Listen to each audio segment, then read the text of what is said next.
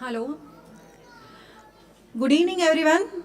I'm Nisha from NPTEL IIT Bombay. I'm truly happy to welcome to you for this star session. It is with immense pride and joy that I extend my heartfelt congratulations to all the NPTEL stars today. We gather to celebrate your hard work, dedication, and remarkable achievements you have accomplished by successfully completing numerous courses under NPTEL. Your achievements reflect not only your hard work, but also passion for learning and self-improvement. Your journey is truly inspiring.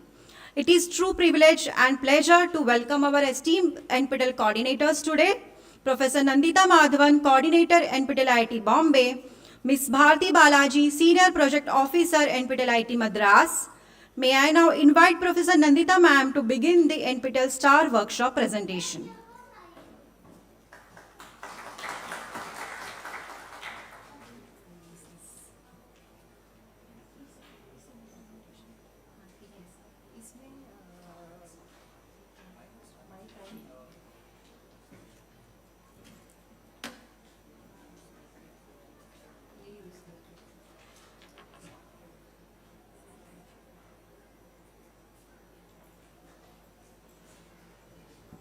So good afternoon and a very warm welcome to you all. At the outset, I would like to join Nisha in congratulating all of you for being very enthusiastic NPTEL learners and also excelling in the same. So a big round of applause for all of you. So a little bit about what to expect in this session. Some of you have come here earlier, and when you look around, what is the big change that you see? Any big change you notice here other than the room? The numbers. So the first session we had fewer numbers. This time we have this room almost full. So what we would be doing in this session is we would be giving you a glimpse of overall achievement of NPTEL stars so that you get to know some of the other stars. Those of you who wish to give your feedback, there is a video set up in room 104, which if you go out this door, it's right there on the left. So you can give your individual feedbacks there. In the interest of time, we will not be in a position to take feedbacks here. So in this session, it would be more about some of the initiatives that we have in NPTEL, which could be very useful for NPTEL stars, and also some of the initiatives at IIT Bombay, since you're here, so that you get to know what opportunities are available here. So with this, I welcome you all. With this, we have Bharti Balaji from IIT Madras. She's a senior project manager there. I hope I got the title right. But in essence, she is the all in all for a lot of the NPTEL work. So many of you might be knowing her. So please join me in welcoming Bharti to this event.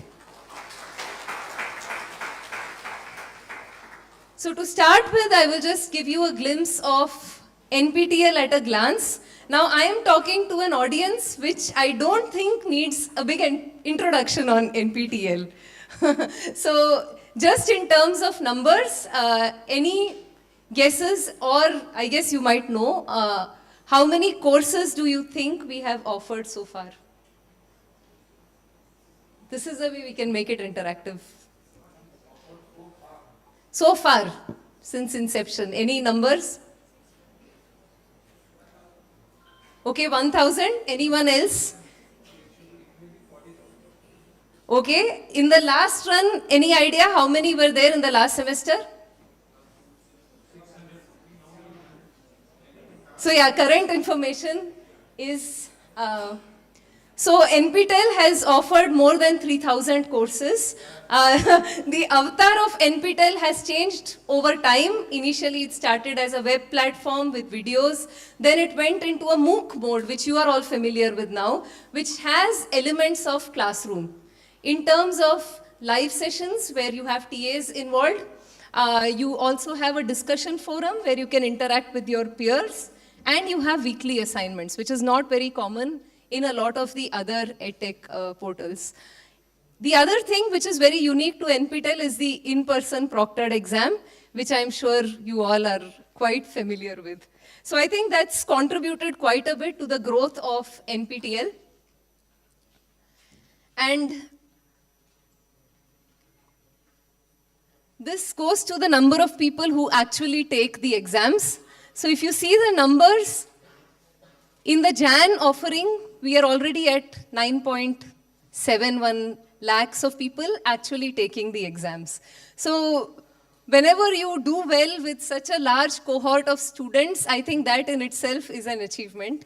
And a lot of it is because people are very passionate in taking our courses, taking multiple courses. We'll be showing you some numbers as well for that. So here the audience is mixed. We have student learners, we have employed learners, and we also have people who are faculty. So when we take feedback from people, this is sort of the reasons that we get. Oops. I'm going the other way around.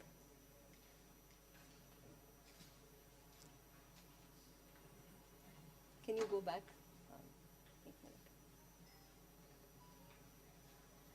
Yeah. हाँ. Pointer कौन सा है इसमें? So these are the reasons that we typically get. I'm just curious as to why the stars are taking this, because this is a way for us to get sort of at one point of time feedback. So if you can just, with a show of hands, tell me how many here are actually taking this for getting a job. I know the faculty population here is very large, but among the student cohort, how many of you have taken these courses with an interest of getting a job or internship, with a show of hands? One. No. So one thing which we pride in all our institutes is that the classrooms are very interactive. So be very free to raise your hand. So students, how many of you were taking this to get a job or an internship? Okay, great. And then for research, I'm seeming to, yeah. For research, now I see some faculty hands also coming up. And credit transfer. So large proportion of students seem to be taking this for the credit transfer. Preparing for competitive exams.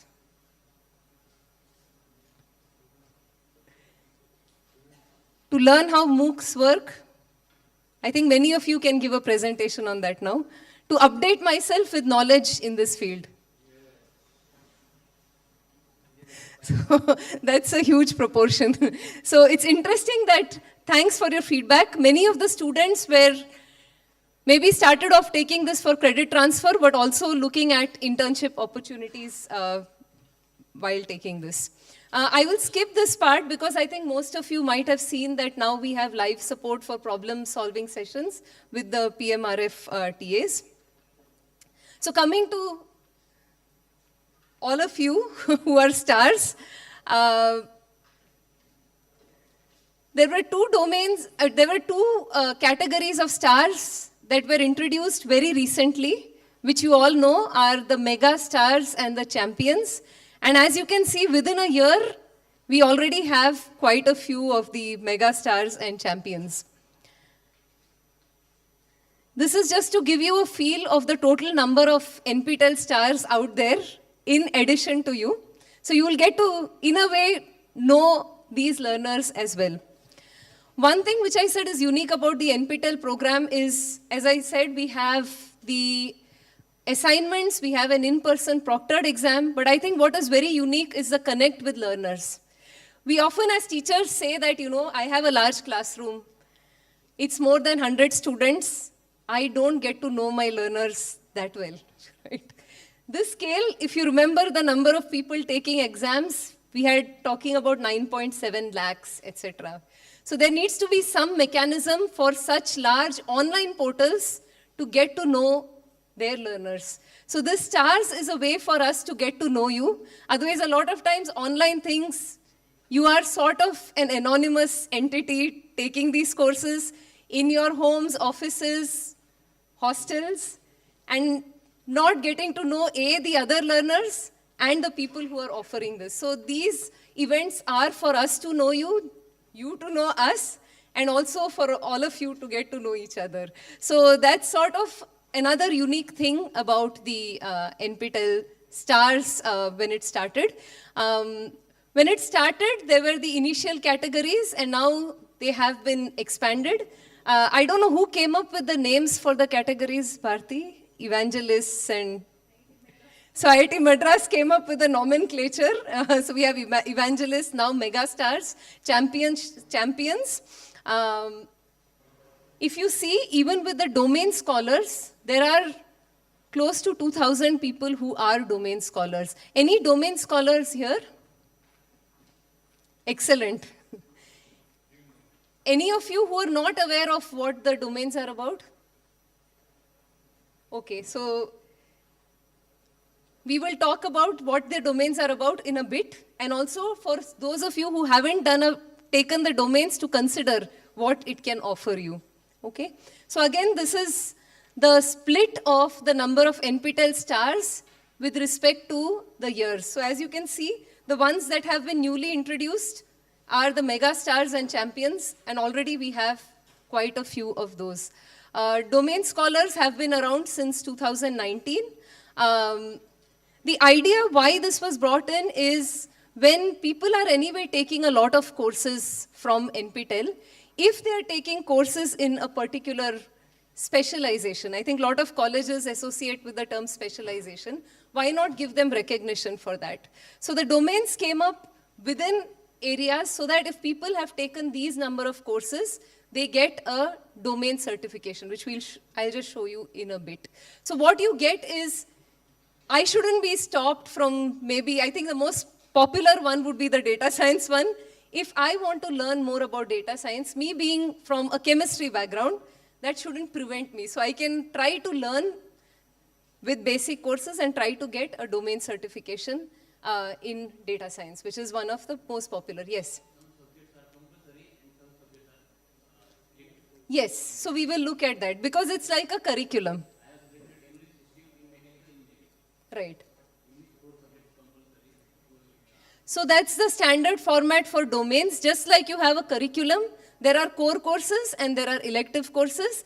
For you, you don't have to decide these because these come predefined for you. So if you want to pick a domain, you will know that you need to take these courses compulsorily, and then what are the electives you need to take.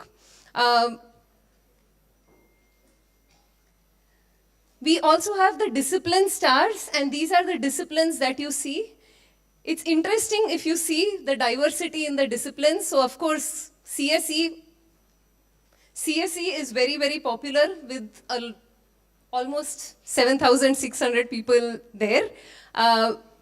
It's interesting that we have people take up now law as a discipline because these courses are quite a bit. Our domain has now been introduced with agriculture courses, so we have significant number of courses within these disciplines as well. Even pure sciences, so if you see chemistry, math, there are significant number of people in those disciplines. So NPTEL, when it started off with more of a focus for the engineering and technical courses, and over the years it has broadened its scope to include a lot of different subjects. So like sports is something which is way out of what IITs usually do, but that has been included. We have recently also included courses in, say, pharmacy because of interest in that domain. So we are trying to expand what NPTEL has to offer in terms of the breadth of courses available. So coming to what Sir was talking about, a domain is where you would be taking courses in a particular area. Two reasons why people usually do it. One is to get advanced sort of expertise in their discipline. So if I am already in a discipline and I want to get some sort of a specialization in that, I would take courses specific to a domain. The other thing is if I'm outside the domain and I want to broaden my horizons, I will then take up these for certification. Now, sometimes people might think it's challenging to do this, but you're given the flexibility of time. So you can do this over a period of 4 semesters. Some people do it in one. There might be some statistics for that as well, but you have enough time to complete these courses. These are the domains. So you can see that You have a diverse set from aerospace, mathematics, management, humanities. And for the faculty here, there are also faculty domains. So depending on whether you're starting your career or you're looking for advanced level courses, which even include leadership courses, if you're looking at management positions, you have the option of getting these domain certifications. Yes? You said that we have 4 semesters to complete that, right? At the other end, it says 3 years, so it will be 6 semesters. No, I'm saying you can do it if you wish. If you wish. So if you see the statistics, It says 3 years, right? right. So I'm just saying that's sort of where the average completion is seen. There is no limitation. I think the deadline is 3 years, right, Bharti? Maximum.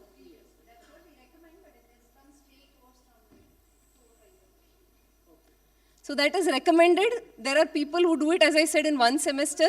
The average seems to be hovering around 4 or 5, if I remember your slides correctly. Bharti, it's around 4 or 5 semesters. 3, 4, 5 is on an average what people take to complete it. And up to 6 you can take. That wasn't the limit.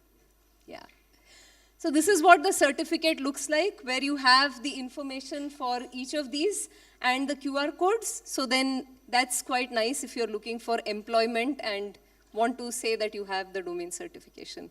So if you see, there are people, the statistics, as you can see, there are many people who have completed 1 domain. There is someone who has even completed 7 domains. So it is quite possible if you're trying to, since this is a star audience, if you're trying to look at doing multiple domains, you can do it. Okay, so it is possible. It's up to your bandwidth and what you wish to seek.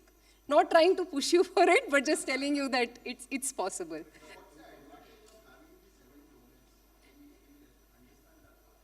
I'm guessing the one person who did it might be able to tell you, but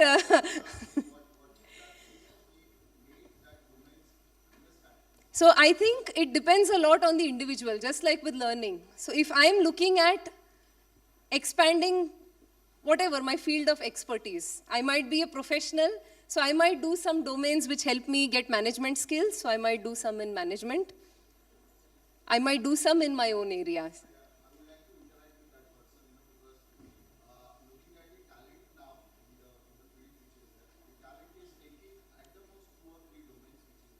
Right.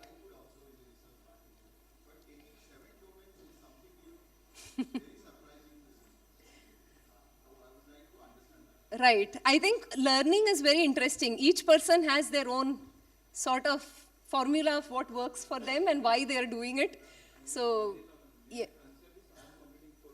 Okay. So why are you taking these domains? Ji, thank you. Namaste sabhi ko. Myself Dr. Prashant from Government College of Engineering, Nagpur. You can see right now I have completed 3 domains. And 1 domain, as told by Didi, it is psychology can be completed in 1 sitting also. It requires only 4 core subjects and 2 electives. And that you can get at 1 sitting, 1 domain. And myself from civil engineering, so I completed environment earlier and this time construction technology, 3. Plus I am appearing now for 12 subjects. How many? 12. So in that 12, I am LLB also, so I have taken a law domain. So if I complete, I have taken that intellectual property, patents and all. So I will be completing a 5th domain. Along with domain, it is from humanities and science. So I can complete within 1 year or 2 years, 6 domains, 3 plus 3. So you can finish within 3 years. Okay, thank you. Ji. So the point of this, just a minute, sir. The point of this is that it is possible. It's up to you. So I wouldn't prescribe anything, each unto their own. But why you do it is a very personal choice. Whether it is possible, yes it is. So that's what we are trying to show. It is possible, there are people taking it, but do it for whatever works for you so that it's an enjoyable experience for you in the process. Psychology domain, everybody can do and everybody must. Very simple. Happiness, how brain creates minds, human behavior, you can see here right now. So those who wanted to know, yes sir. I got 99 marks in that subject. I lose only 1 mark. You just guess where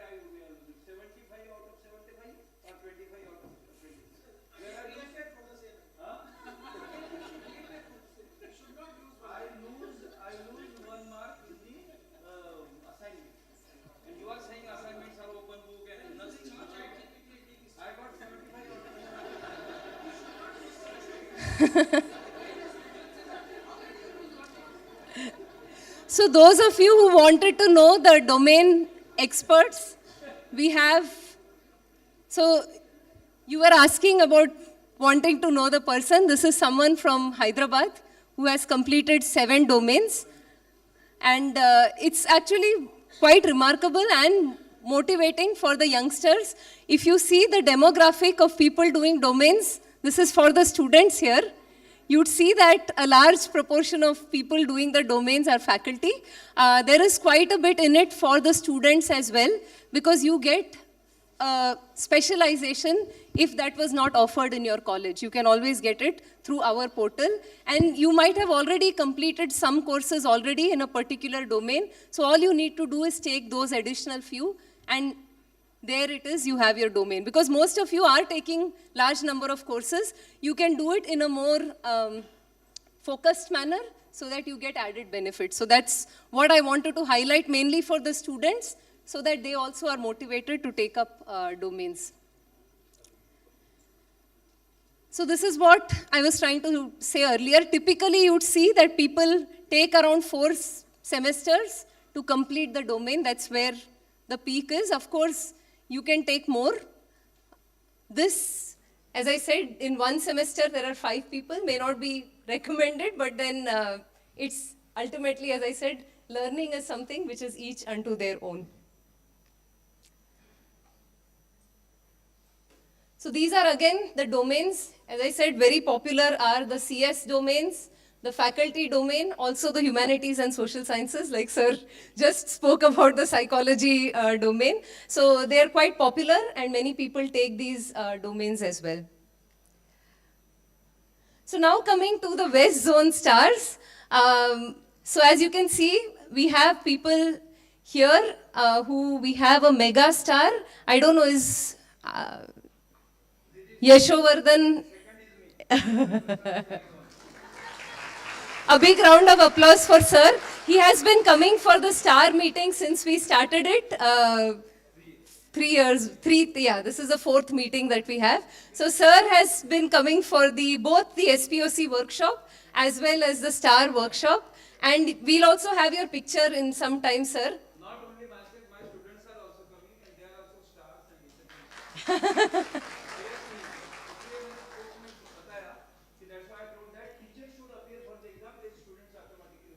And he was also here last time, if I remember correctly. It's good to see that you see you here every time. I think, how many courses are you promising for any? In my video, I have promised 80, but I am crossing that 85 this semester and maybe completing 100 in Please have a seat here. And now completing 85, so I will be spill over this year. Thank you. Thank you, sir. So this is sir ka, so these are all the star categories that sir belongs to. Is Manik Deshmukh here? Please give a round of applause for him as well.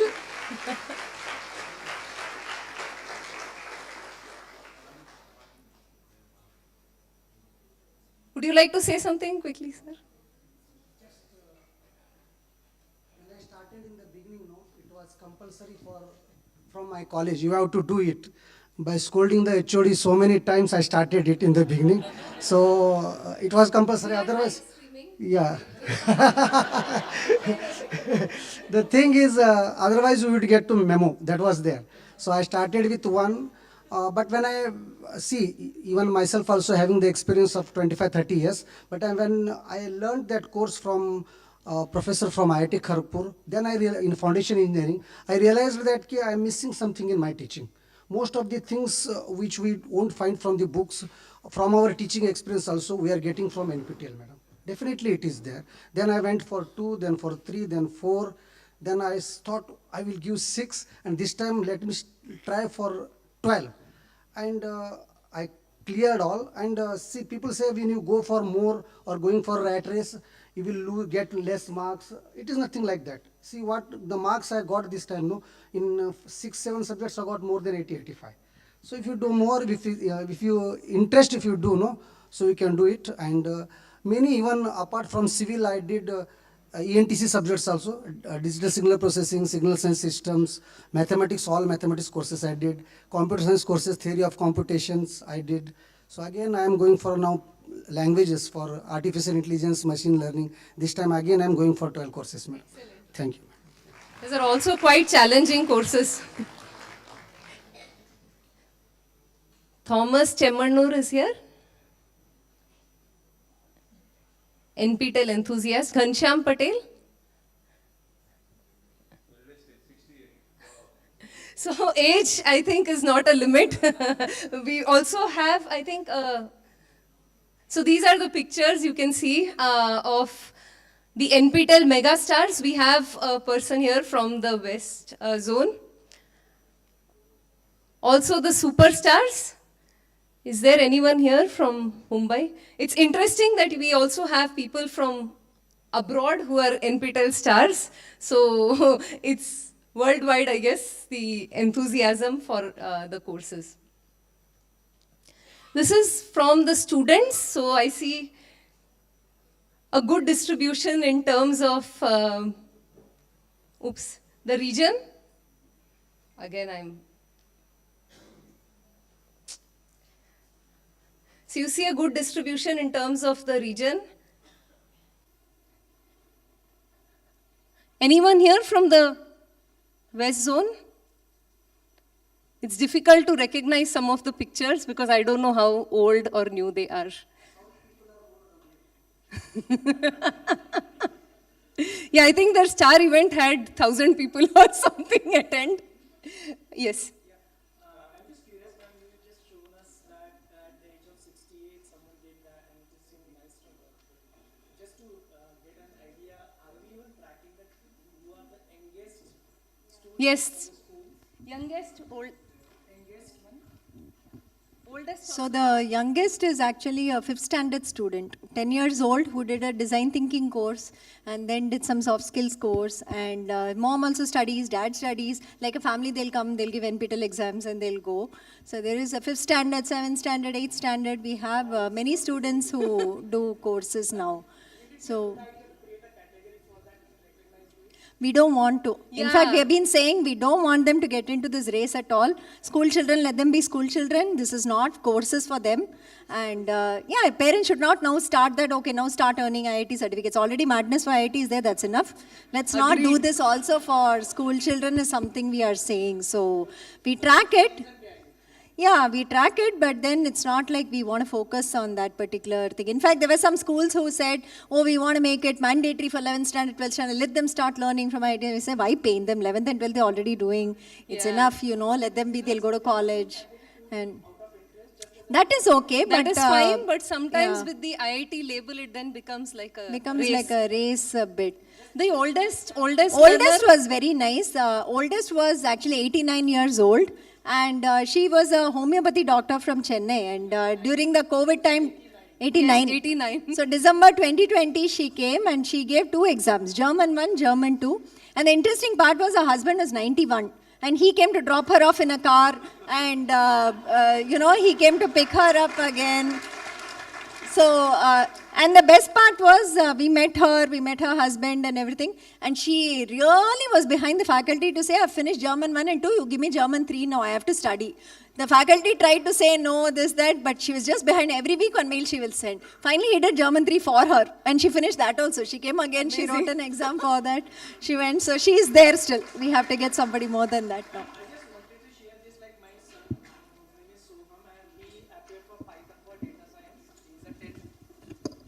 He's a 10th standard candidate and he has become NPTEL topper and he has his own vision that by the time he completes his 12th, he will be actually getting around 5 semesters. 1 semester already finished, Python for data, he has become NPTEL stars. And his aim is to, he has again registered for this semester as machine learning and he want to become a domain certified by the time he complete his 12th. So that's the reason that question was asked, ma'am. Right. So we had an NPTEL star 10th standard student at IIT Madras meet. Okay. 10th standard student who's completed 6 courses already, a star, had done 4 courses last time and he was there in the meeting. He was the youngest star we had there. Any school kids in this meeting? Nobody. Just curious. Maharashtra still sane. Let's keep it that way. 11 live. 11th, 12th, anyone? First year? Don't be shy, students. Basically, his aim, ma'am, he is targeting to complete his AI domain certification along with the data science domain.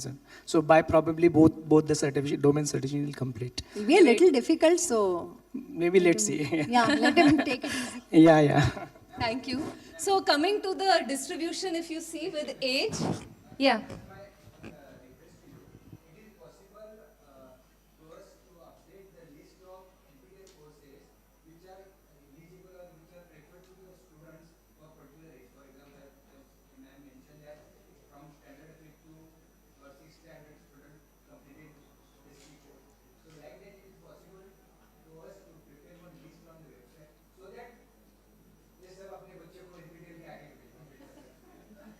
Maybe from first year onwards, we will do it for school kids. The thing is, we would like to encourage these courses for older kids. As madam was saying, let younger kids enjoy. So we'll open the floor for discussion in a bit, because I would like to talk about the opportunities that are available for NPTEL stars. So I'll move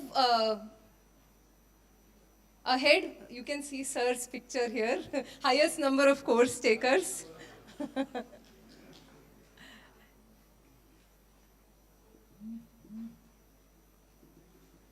So I think again, so these are highest number of course takers who are also certified.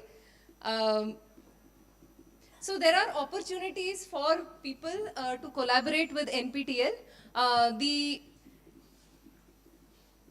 current courses are being translated in local languages. So this is for, it's already spoken, we spoke about it in the workshop earlier. So for college faculty, there is a portal where you can upload your demo. Could you want to quickly talk about the translation, if faculty would like to give, or is it only open for SPUCs? No, it's open to anybody. So in fact, we have been reaching out to the faculty who have just done any NPTEL course and been passing it, or even stars and all that.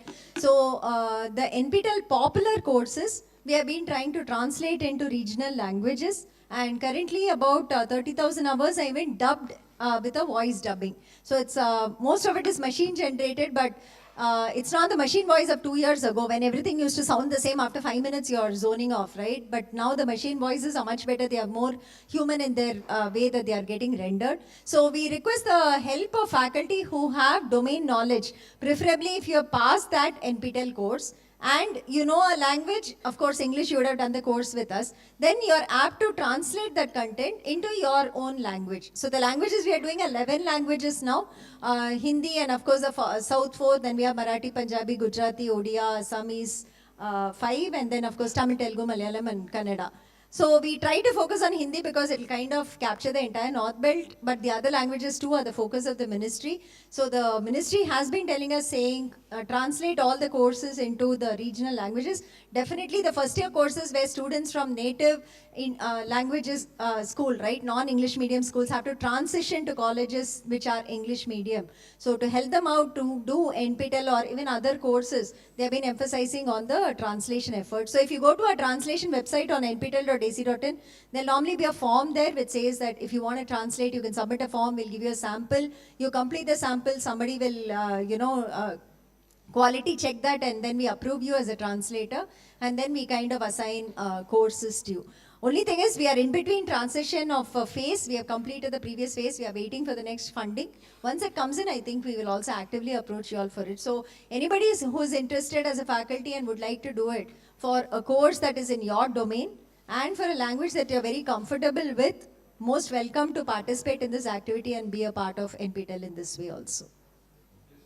So this is how you can Sir is now So this is a way in which faculty can also be a part of the NPTEL family. We work quite a bit in a collaborative mode. So this is just to give you the glimpse of that opportunity. For the students, now this is mainly catering for the students who are looking for opportunities.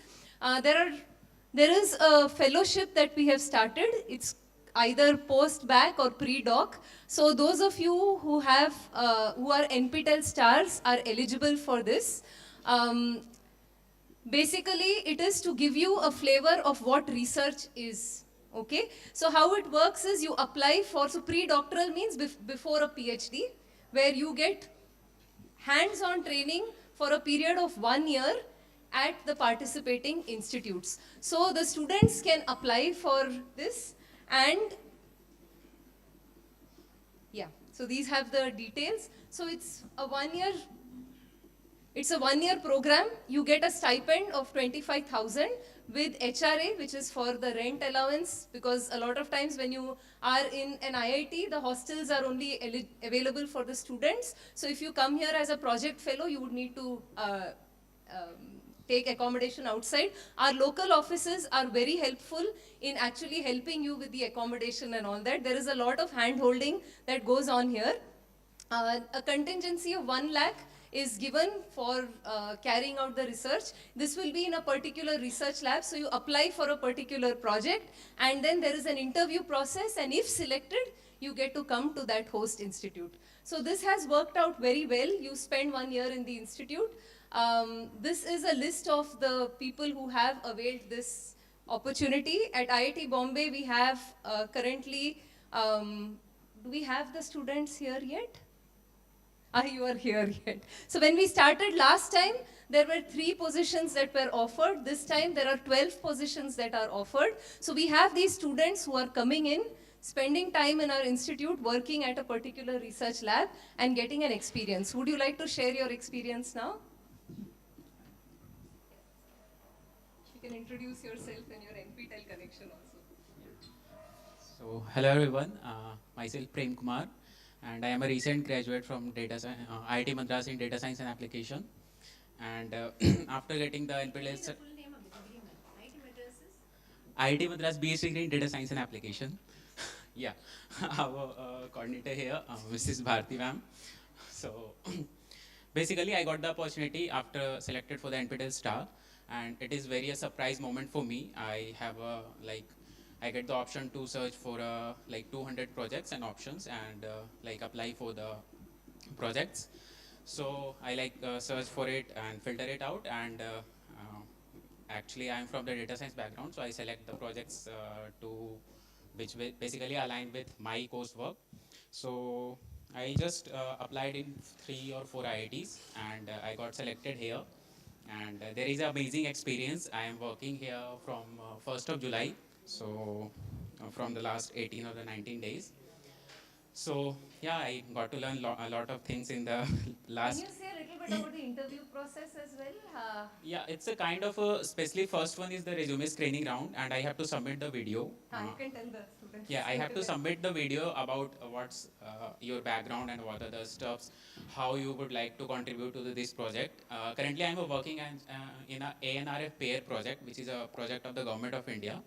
And my project subject is signal processing and machine learning. And I am under the Professor Vikram Vedre, which is the electrical department professor here. So I went for the interview for IIT Kharagpur. I got selected for the 2 institute. So there I just went through, they also provide some resources in the link sheet, like you have to go through the research paper and other stuffs. And me and one of my friend here, the Satish Jaswal, he is also, we are we are together from the 10th standard, 11th standard. We we done our bachelor's degree in data science application from IIT Madras, and then we came here along with together. So it's very luckily we are here together, and the interview process is very like a kind of whatever the things you have went through in the courses. Actually, you have to smartly choose the project which have given in the sheet, because there are almost 200 projects options there. So we smartly choose, almost filter out 7 or 8 projects and apply for the 5. You just have the options to select the 5 courses and apply for it. So yeah, we just go through the research paper, what are the resources they have provided in the sheet, and then we just go through the interview process and try to give the answers of the questions. So yeah, till now we have a very good experience here. So I'm really enjoying this opportunity, and also like professors and the other staffs also help us and support us to and motivate us to like join the MS research or the PhD or the MTech program. They also like try to help us ki, yeah, you can go with it, yeah, you can choose this path, you should prepare for the GATE exams as well, and you can go to the MTech. So there are a lot of things here. I'm getting a lot of exposure. Actually, we are already in the data science field, so we know what are the things we have to do in the future. But like in the data science, we already have got a lot of exposure after that program. It is a very huge program. May some of the students already know. It's almost 50,000 students are enrolled there. So we have already huge network, so we already know what are the things, what are the peoples, what are the students are doing. But here, right now, we are like a very new experience, getting a lot of exposure. We are working with the many faculties and the other stuffs due to the ANRFPR project. So yeah, till now I am really enjoying this moment, and this is very surprise moment for me. So all of you who have more questions about the fellowship, he will be around, right? Yeah. So you can, contact him and he would be able to tell you more. So he's your friend? Yeah. Oh, okay. So, hello everyone. My name is Satish Jaswal and I am from Madhubani, Bihar. You must have already know much about our project because we are the colleagues in the same project in the electrical engineering department under Professor Vikram Gadre. So, I am also his colleague from high school. So, we have started our journey together after class 10th. Then we got admission in IIT Madras BS Data Science program. We completed it together. Then after that, we thought that we should at least give 1 year for us to actually explore the area of researches. Like before entering into PhD or MS, there was an opportunity from NPTEL, like you can do NPTEL post-baccalaureate or pre-doc research fellowship. So in that 1 year, you will get the enough experience, like you should either go for research or not. So we are from data science background. That's why we have joined the electrical engineering department here, and our project is about the signal processing and machine learning. So actually, if you join here, you get the motivations because definitely you are working under one of the best professors, not only in the college but in the country, right? IIT Bombay is one of the top IITs in itself in the terms of IIT. So definitely you should opt for more courses. You should explore more. You will get the opportunity to work with some of the best peoples in the country. You will also get to know how administration works. Apart from our technical domains, we also get to explore, for example, there is a project called ANRF. Someone of you must have known about it. Anusandhan National Research Foundation. So that's a 144 crore project, and we are also the part of administration for that project also. So you will get to know about that also, that how big administration work, how you have to collaborate with all the other institute like NIT Goa are our partners, COEP Pune are our partners. So basically the main point was to explore as much as you can whenever you can in your field. And I think Prem has already given all the information. There is a story behind it. We actually don't know about what are the things we are getting after the NPTEL stuff. We don't even know after selecting the 4 courses in the single semester and pass out, and then we will get these kinds of opportunity. Actually, like we have to finish our credit requirements within, like we have a trimester in the college. So we have to finish the credit requirements in the same semester, or like you can choose pursue 2 credits.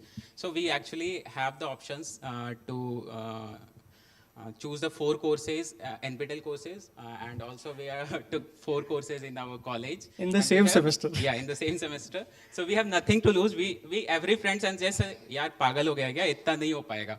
But we just say, yaar, we have nothing to lose. We just select it, and then we will do it. Just try to do it. Let the things what we can do. Like managing your main core courses, that is already enough. That is already hectic. And apart from that, you have to take 4 NPTEL courses along with. Yeah. So we were not even aware of the fact that there is a term called NPTEL Star. And then this NPTEL post-baccalaureate opportunity was something that... we are just planning to go to the industry or like sit for the placement. But we sat for the gate, we were preparing for MTech. But this research opportunity came as a surprise in our life. And right after joining this, I can say... currently we are seeing future in it. Yes, one more thing.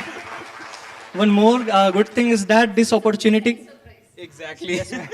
this opportunity can be further converted into MS or a PhD from IIT Bombay itself. So you will get the alumni status of this institution as well. Yeah, we are currently working with some of the faculties of the C-Minds, like Center for the Machine Learning and Data Science Department, IIT Bombay. So they are also keep motivating us to join the C-Minds after 1 year for the MS research or the PhD. Please, thank you. Thank you so much. So I don't think I need to speak more about the program. I think both of them did. Yes, you are an intern, right? No. Okay. Hi, Hal.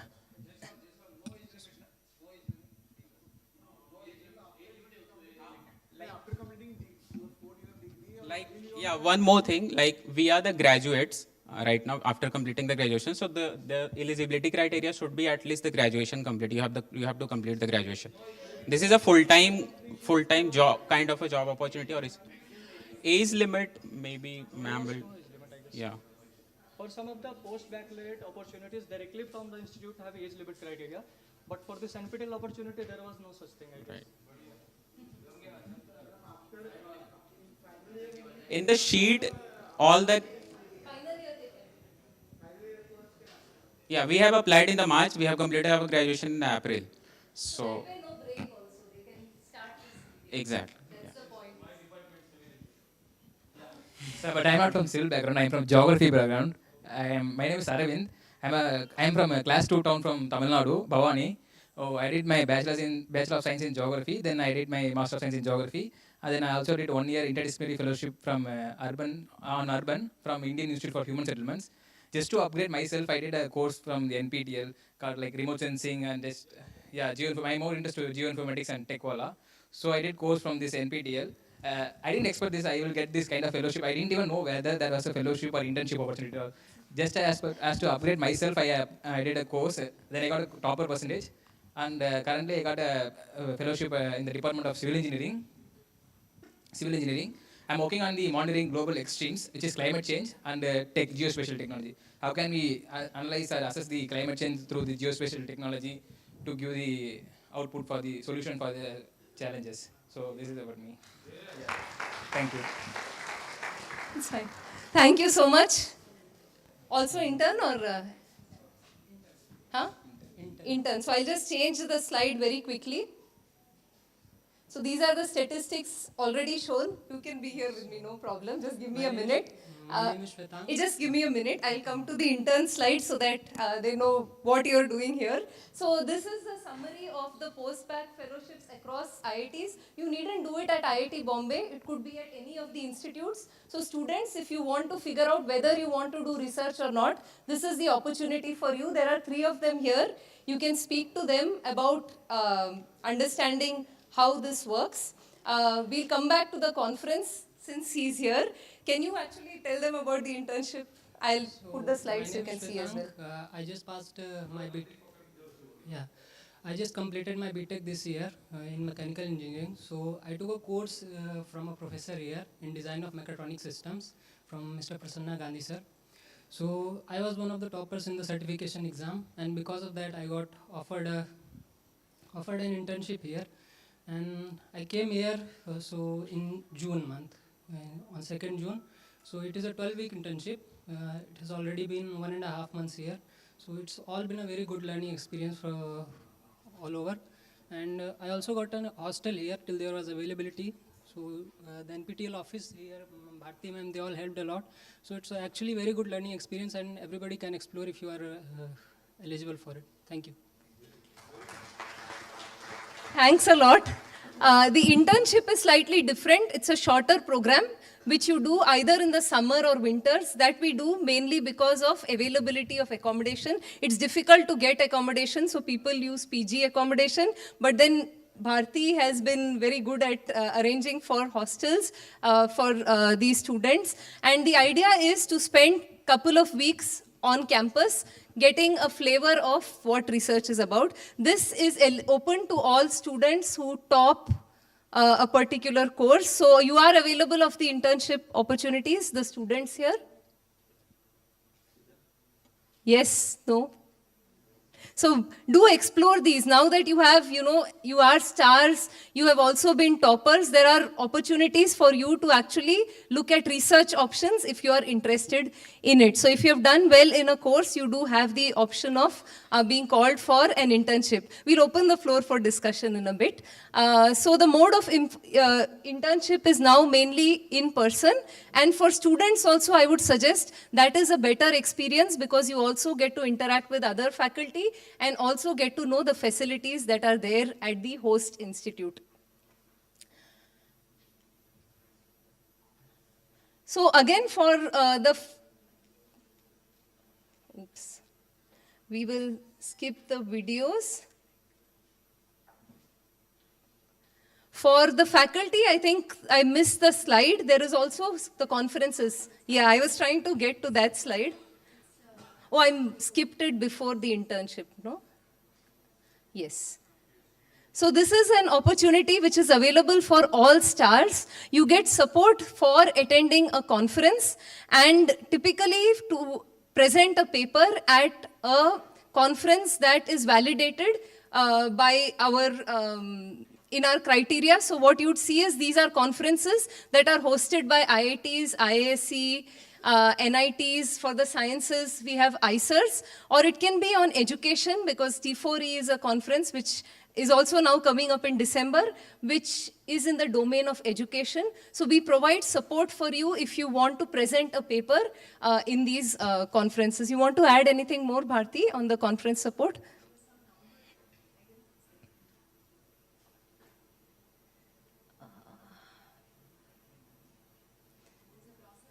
Okay, so this is the process that you follow. So you apply, there's a review committee, it's self-explanatory. The procedure is also available on the website. So if you need any information, you can go to the website. The NPTEL team will review your proposal, and if you're eligible, you will get support for the conference. But it's important, A, that you present a paper, and B, that it is in one of these conferences hosted in one of these institutes that we have specified, so that it's validated. For us, it's easier to decide. Rather for them, it's easier to decide. I don't think there are numbers. You want to add anything on that? So, for?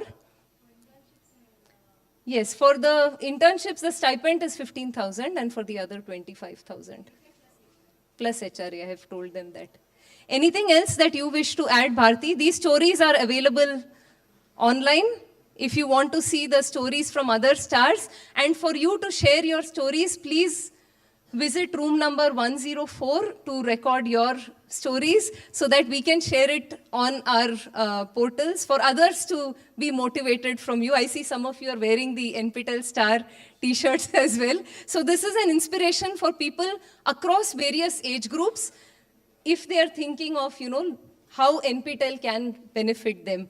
So that's about it from my side. Bharti, you want to add anything else? So again, this is sort of information about opportunities available to NPTEL stars across the various IITs in terms of conferences, internships, and the pre-doc fellowships. And you can interact with any of them to learn more about these opportunities. So with this, the next part of the session, as I told you, would be about telling you about other opportunities that are available at IIT Bombay. With this, I hand over to Nisha, who will do the honors. We have a discussion session from 5:30 onwards, so where we'll be taking feedback and having a Q&A. We can do it in the discussion if you want. Okay, thank you, ma'am. Thank you for the informative presentation. Now, it is my honor to welcome Dr. Usha Ananthakumar, Dean of Education Outreach at IIT Bombay, showcase educational outreach activities. Dr. Usha Ananthakumar is a professor in the area of decision science and quantitative method at Shailesh J. Mehta School of Management, IIT Bombay. Her area of research include applied statistics, classification under imbalance, statistical learning and predictive modeling. Her teaching interest includes statistical method, multivariate data analysis, predictivity analytics.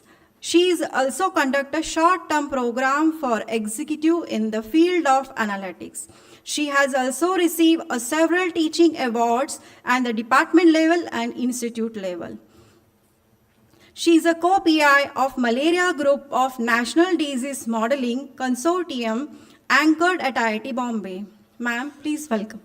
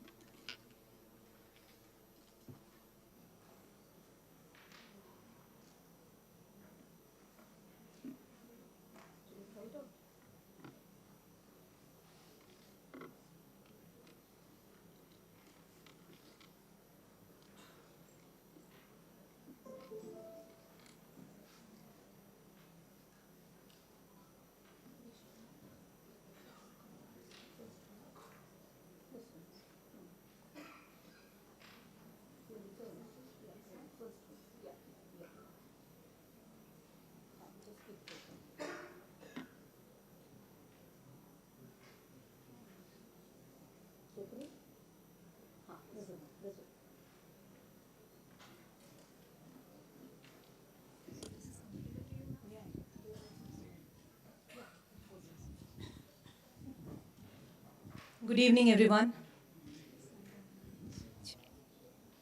Thank you so much. Thanks for your kind introduction. Yeah? No. I'll just stop it from. You can just put it. Yeah. It's really a privilege to be here in the midst of stars. I like the name, and the star event. Okay, it's really exciting. Okay, I'm here to give a feel about what we at Educational Outreach IIT Bombay do about in terms of outreach activities from this institute. I'm the Dean of Educational Outreach, and that's why I thought I should give you a feel about what are the activities which we do here at IIT Bombay.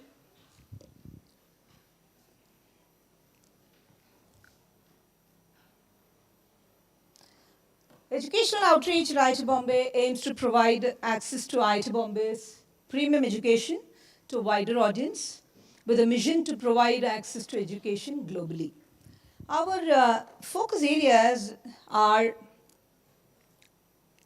to create transformative educational content in the form of certificate courses, degree, diploma programs, utilizing the expertise of our world-renowned faculty members, to provide solutions to the skilling, upskilling, and reskilling needs of the nation and beyond towards technological advancement in the service of the society and the environment, using the best technological solutions in a crosser digital divide. To work with other higher education institutions and provide access to world-class educational content for academicians and students. To bring forth new relationships with the industry and strengthen existing ones through industry-oriented outreach programs. Also to drive IIT Bombay's global outreach by curating programs for international learners. So if you see, there are various wings of educational outreach, so as it shows.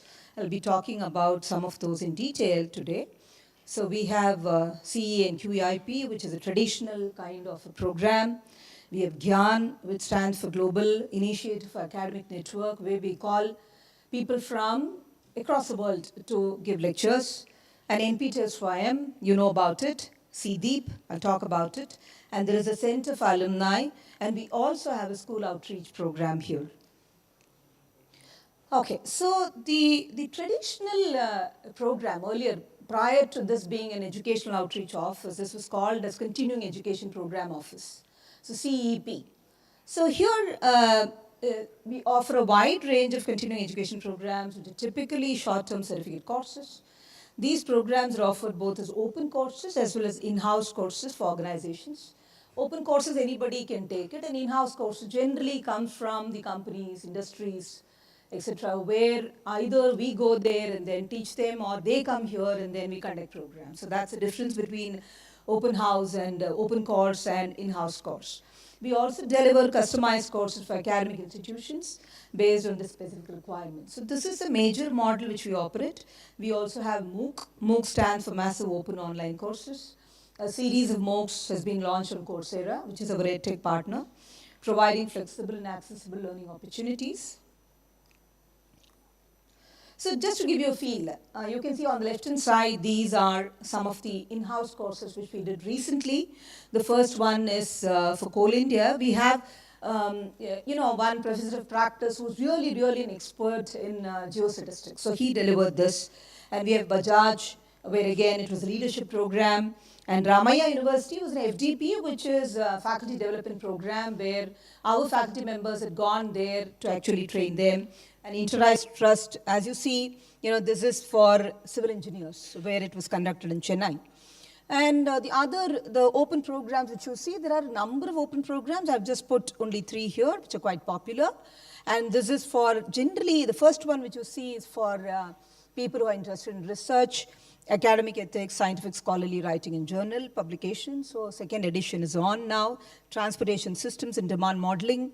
And the third one which I've put there is AI leadership for entrepreneurs, professionals and executives, which is very popular. And we have run several editions of this particular program with houseful kind of learners in these programs. The other model, as I mentioned, this is MOOC. Some of those are mentioned here: Python for scientific computing, design thinking and innovation, introduction to Internet of Things, introduction to tech entrepreneurship. And we are also in discussion with several faculty members to have MOOC courses with us. So that's about MOOC. There are also specialization courses on the emerging topic on electric vehicles and powertrains, AI, ML. So these are some of the MOOC courses which we are actually doing. And now, this is a very recent development about professional certificates. So there is a request for a more comprehensive certification program for industries from corporates. So how this model works is that professional certificates are offered for a learner who completes a series of related courses in a broad area. Minimum is 3 courses, the bundle of courses, where at least 3 courses will have to be there, that covers the critical pillars of the field for which the certificate is being awarded. All the courses in the bundle must be successfully completed and certificates of completion received for the same to qualify. We have 2 types of certificates: completion certificate and a participation certificate. So this will be given only if they have 3 completion certificates in those critical pillars of that particular field. Just to give you a feel about what kind of professional certificates could be done is that, say, if it's a professional certificate in supply chain, the learner could take courses in inventory management, logistics, transportation, operations, research, etc. And if it's going to be on cybersecurity, the learner would take courses like cryptography, web security, network security, cloud security, etc. In fact, we are launching 2 professional certificates now, which is in the pipeline. This is on web security and software development. It will be soon out. The press release is going to be out soon. So that's about the new model of professional certificate. The other wing of educational outreach is the center, which is known as Pramod Chaudhary Alumni Continuing Education Center. So this was started by our alumnus Pramod Chaudhary. And recently we launched these programs which you see: statistics for decision making, the art of storytelling through movies, and about EV. So this were the recent programs which we offered, and we are also in discussion with several other departments to offer various programs. The ones which are coming up soon are energy auditing, EV charging systems, and AI, ML, and mathematics. So the speciality about this is that this is specifically to upskill our own alumni on the emerging topics. We offer courses exclusively for our alumni at discounted prices. Okay, so one level up. This is Postgraduate Diploma, which is a hot topic of the Institute now, where this got approved maybe 6 months ago. So this is a diploma program The model of this program works like this. This is a 36 credits program, largely made up of six credit programs. So 6 into 6, that makes us 36. And this is a self-paced kind of program. Minimum is 1 year and maximum is 3 years. So if a particular department comes up with this EPGD, then they come up with a plan for the kind of courses which one has to do to have an EPGD in that particular area. So one has to complete that. That's a model. However, if for some reason somebody is not able to complete it, then we provide exit options. And our outreach office anyway gives certificate for each of the courses done by the learner. And the other things are alumni status are given for EPGD people and graduation ceremony at IITB campus. So the ones which you see there are the recently launched programs. The first EPGD program launched was Artificial Intelligence and Data Science. This was launched in October 2024. And for the first cohort, 2 courses are already over. And in fact, when they had come here for proctored exam, the picture was taken. The one which you see on the rightmost is a picture which was taken when those people, learners, had come here to give their exams. So good part about this is that for the second cohort, which is going to start in August 2025, the next month, 180 registrations we have, and it's closed. The registration is closed. And third cohort also, the registrations are in full swing, which will start in 2026 January. And the other programs launched a e-mobility, where this is going to start by end of July this month. And interaction design, again, this is going to start by August. And computer science and engineering, there's an EPGD, which will start by September this year. So there are several EPGDs which are in the pipeline, which would come soon. The other one level up is Master of Engineering. So this is a degree program. So where we've got an approval from the Senate. And here, this is 66 credits program, where EPGD is 36 and this is 66. And it's a self-paced program where 2 years minimum and maximum is 4 years. Again, there is an option for a 12-credit research project, and alumni status and graduation ceremony at IITB campus are the features of this particular program.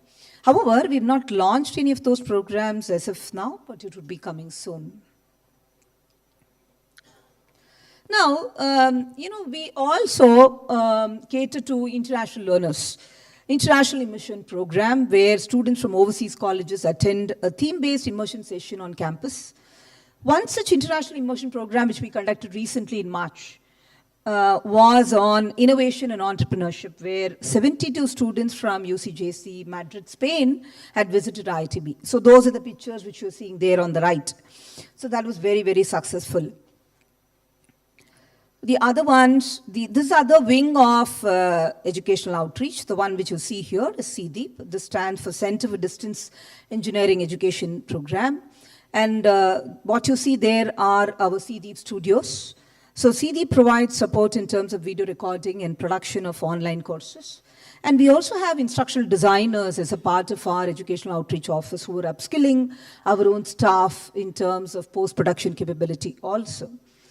And NPTEL and SWAYAM, I don't need to tell you, you know better than me. So there's a joint venture of IITs and IISc, and we do have an NPTEL office for which you people have come here.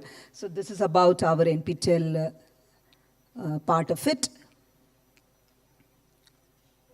Okay, the other very important segment of educational outreach is school outreach. So our vision, again, to ignite curiosity and creativity among school students by providing transformative learning experiences that go beyond textbooks, nurturing future-ready individuals through interdisciplinary engagement, hands-on learning, and a strong foundation in both science and in arts. The mission is to extend IIT Bombay's academic and creative excellence to students from grades 8 to 12 through experiential learning, to build a community of educators, mentors, and learners that fosters critical thinking, collaboration, and innovation, to empower teachers with cutting-edge training and resources aligned with CBSE and NEP 2020 goals, enabling them to lead the next wave of educational transformation, to create an inclusive interdisciplinary space where knowledge meets imagination, inspiring students to pursue their passions and become catalysts of positive social change. So we believe that we need to cater to school students, which is very, very important. So in that context, we have various wings. So one is reaching the students straight. The next level is reaching the teachers who can train the students. One level up is principals. Why not we give awareness sessions to principals so that they take it seriously and probably they train the teachers and teachers in turn train the students. So coming back to the students level of outreach programs which we have conducted, or the program formats first, we have a day scholar program which is non-residential, where hands-on workshops on campus for students. So we generally aim between 8th to 12th grades, featuring lab visits, faculty interactions, and theme-based learning in STEM, design, and sustainability.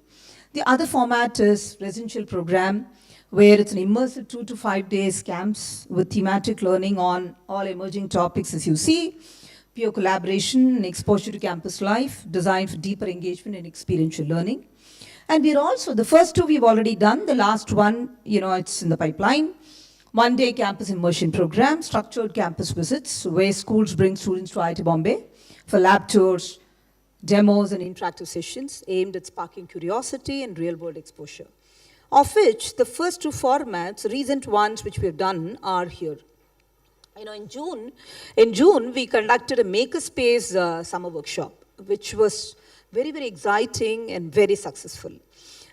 This was targeted towards 9th to 12th standard students. This was a hands-on summer program where students built their own autonomous bot using tools and tech under IIT Bombay faculty mentorship, because we have makerspace workshop, the labs here, which we do for our engineering students also. So that lab was used to train these school students. So the salient features include immersive hands-on learning experience focused on robotics, automation, and smart systems. Participants explored mechanical fabrication, electronics, and programming to develop a fully functional robot. The one which you see was a poster which we had given for this particular program. In fact, I was there for the certificate distribution ceremony, where many parents were very, very happy about this particular program which we offered to the school students. The other, this is the one which you see there. So these are the pictures which were taken during the workshop. So that must give you a feel as to how they're busy doing that. The other school outreach program, which ended in the first week of July, was Next Gen at IITB, targeted towards 8th to 11th standard students. And that's a poster which you see there. This was a model where it's an interdisciplinary summer camp introducing students to sustainability and emerging technologies through hands-on learning. So the model was like this.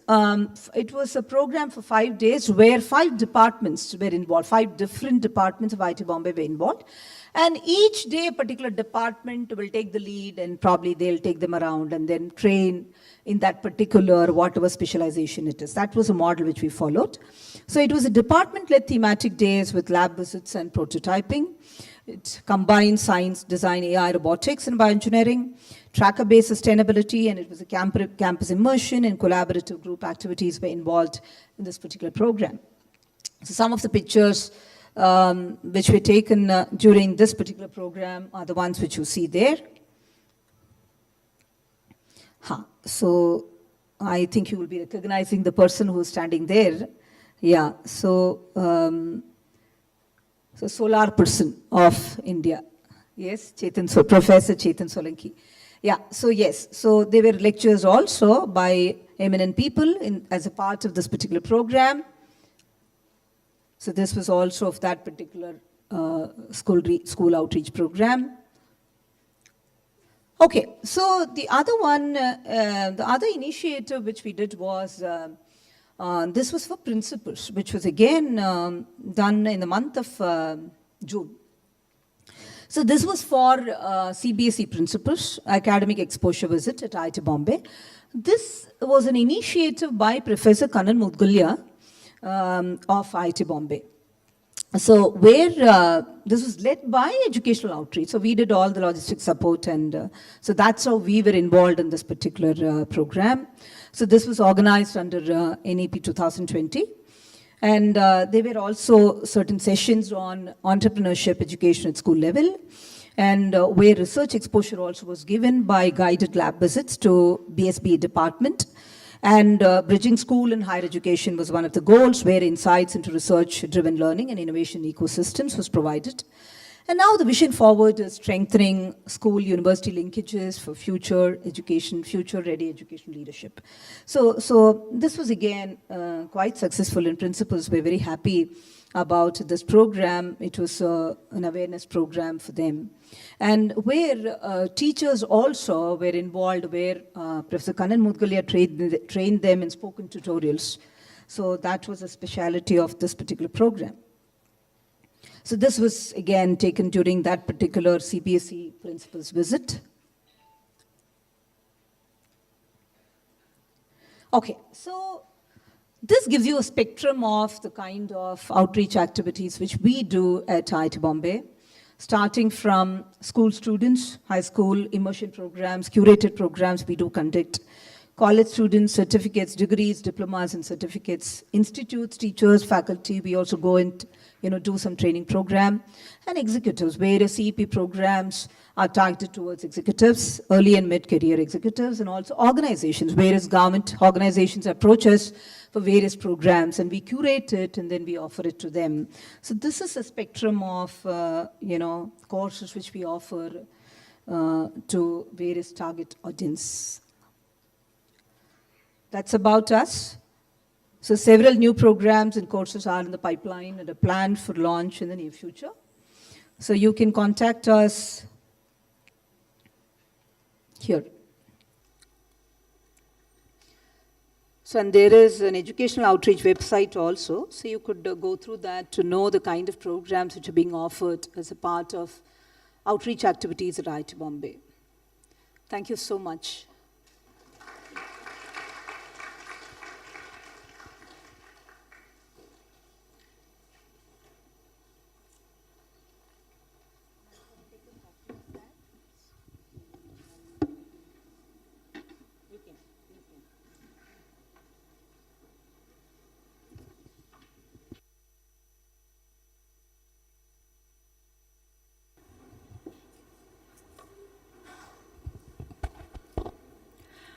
Thank you, Dr. Usha ma'am, for your insightful presentation. And I request Professor Nandita ma'am to present the memento to Dr. Usha ma'am as a token of thanks.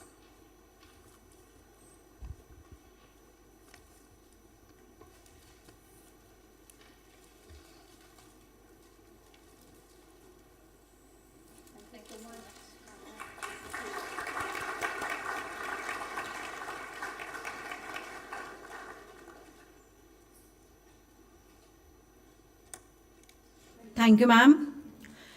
Next, I have pleasure of inviting Professor Ram Kumar Rajendran from the Department of Education Technology at IIT Bombay to showcase the education technology activities. Professor Ram Kumar Rajendran is an associate professor at the Center for Educational Technology at IIT Bombay. Previously, he worked as a research scholar at Vanderbilt University in USA, as researcher at NEC Central Research Laboratory in Japan. His research interest includes learning analytics, AI in education, affective computing, educational data mining, intelligent learning environments, self-regulated learning, and MOOC data analytics. He served on board of director for the International Educational Data Mining Society and the executive committee.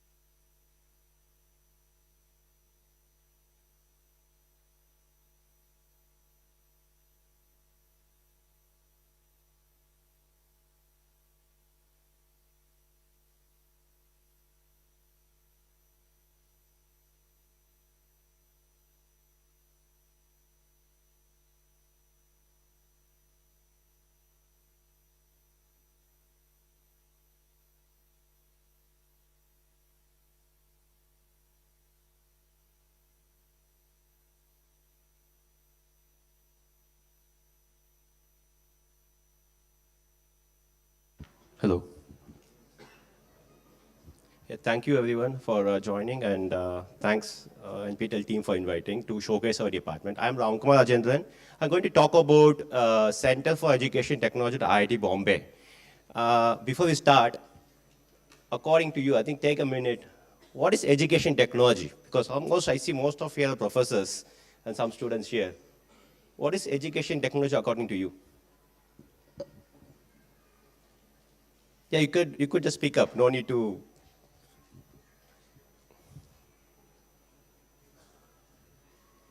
Yeah, education technology means it's giving knowledge to the upcoming students, whatever the generation are coming. In earlier days, it was this blackboard and this one. But nowadays, these are the online courses, and particularly we are preferring NPTEL. So this is one of the technology that is online learning. Okay. That's all from my side. Thank you. So it's a technology to give knowledge to the upcoming generation. G. Okay, fine.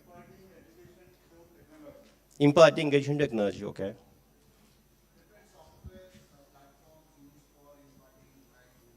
Yeah.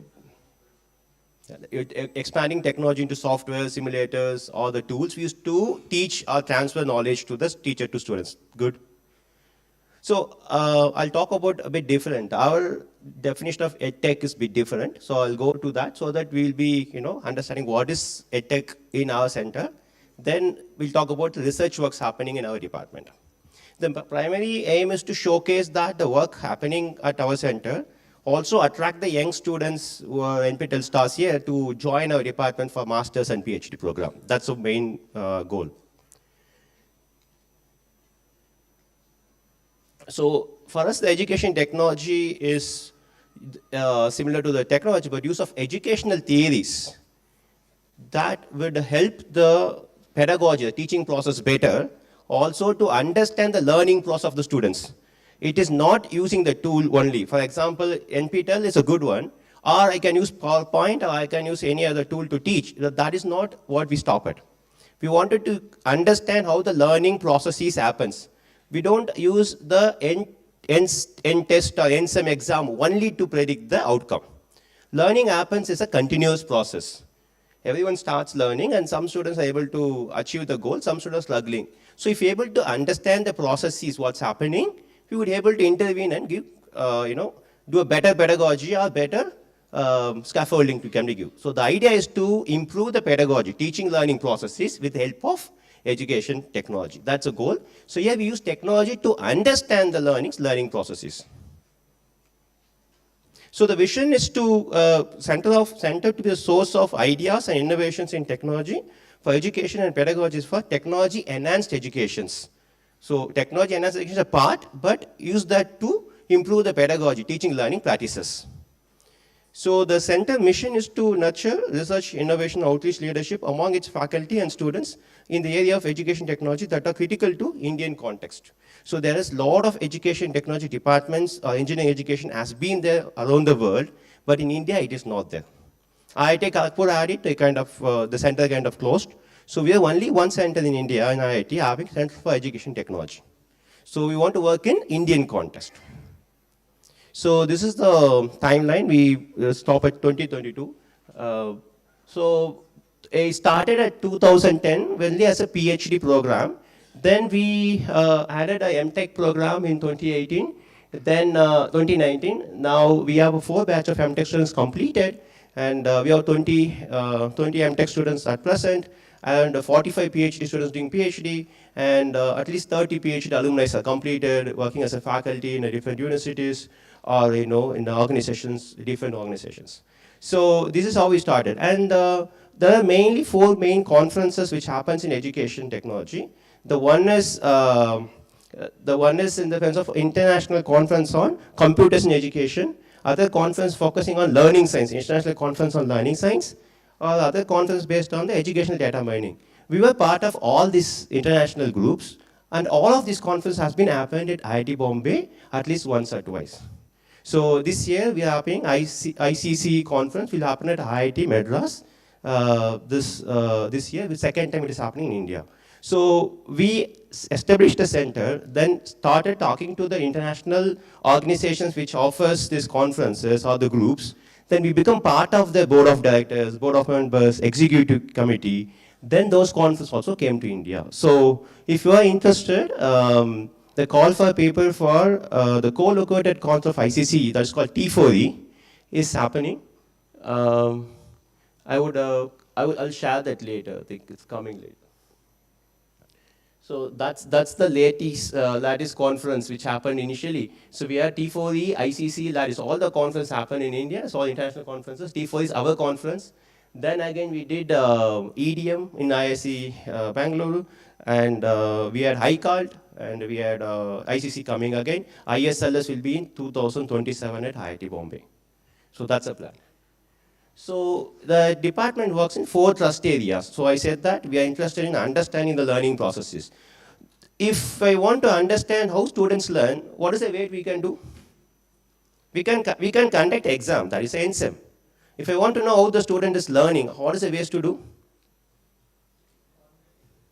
Formative assessment is the one, okay.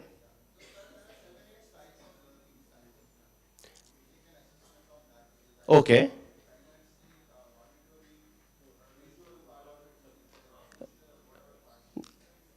I think I agree about assessment. Assessment is exam you can do. I want to know how the student's learning. You give a problem to a student, like say, I want them to solve a circuit theory problem. He's solving some problem. And how do you know the process is? The only way is to ask the students. There's no other way. So interact with the student. It's called, interview with them. There are 2 types, stimulated recall. So you got to recall or think aloud. They have to thinking aloud what I am doing this, or interview, okay. So if I want to do qualitatively with the student, the focus is on that is technology enhanced learning of disciplinary practices, where we provide a system to the students. The systems enable students to think about each steps in the process, answers based on that. Then we ask questions to them. So we try to understand the learning processes. Whereas we collected data using sensors like facial expressions, clickstream data, all the trace data, we would apply the educational data analytics group. It's called the data mining, or the AIED group comes into picture. So I'll go through this 4 groups. So the idea is that understand the learning process either by the traditional method, that is qualitative analysis, or quantitative analysis using ML and AIED. So we'll go to the first method. It's called teacher use of education technology. And one of the main product of TET, this group, is learner-centric MOOC. I think how many of you in NPTEL have seen a video showing that please pause here and think about a minute, come back. How many of you have seen this? That is a product of LCM. See, we wanted to make the MOOCs to be more interactive. We know how to do the active learning strategies, in that I can ask polling in the class, I can make them to do something. But if I want to do it in the MOOC, it's not possible. So MOOC has an iteration rate of 90% usually, 92, 90. So this is the group's work saying that, can I make the NPTEL videos interactive? If you know, this is the learning, it's called a learning dialogue, where there's a small, every video have a small video, so 3 minutes or 5 minutes passes, asking them to, can you think about the answer, then click press, so that if you are following it, think about it, you will actually have a process going on. Then we have learning by doing small sum after every video, you have to solve that. Learning trajectory, you have to go and look at the feedback post of the forums, what others are writing. The assignment question is that, go and tell how many people wrote this answer today. That kind of question. So we want you to make sure to come back. This practice is what introduced in LCM. And it has been introduced, I don't know how many courses, I think more than 10 is what I know previously. And this reduced the iteration rate up to 50%, 90% to 50%. 50% students are continued when using this LCM methods. And the other product is the cascaded learning. So we call it as attain, align, integrate, teach. The major problem in the country is that all the NGOs or the organizations want to train.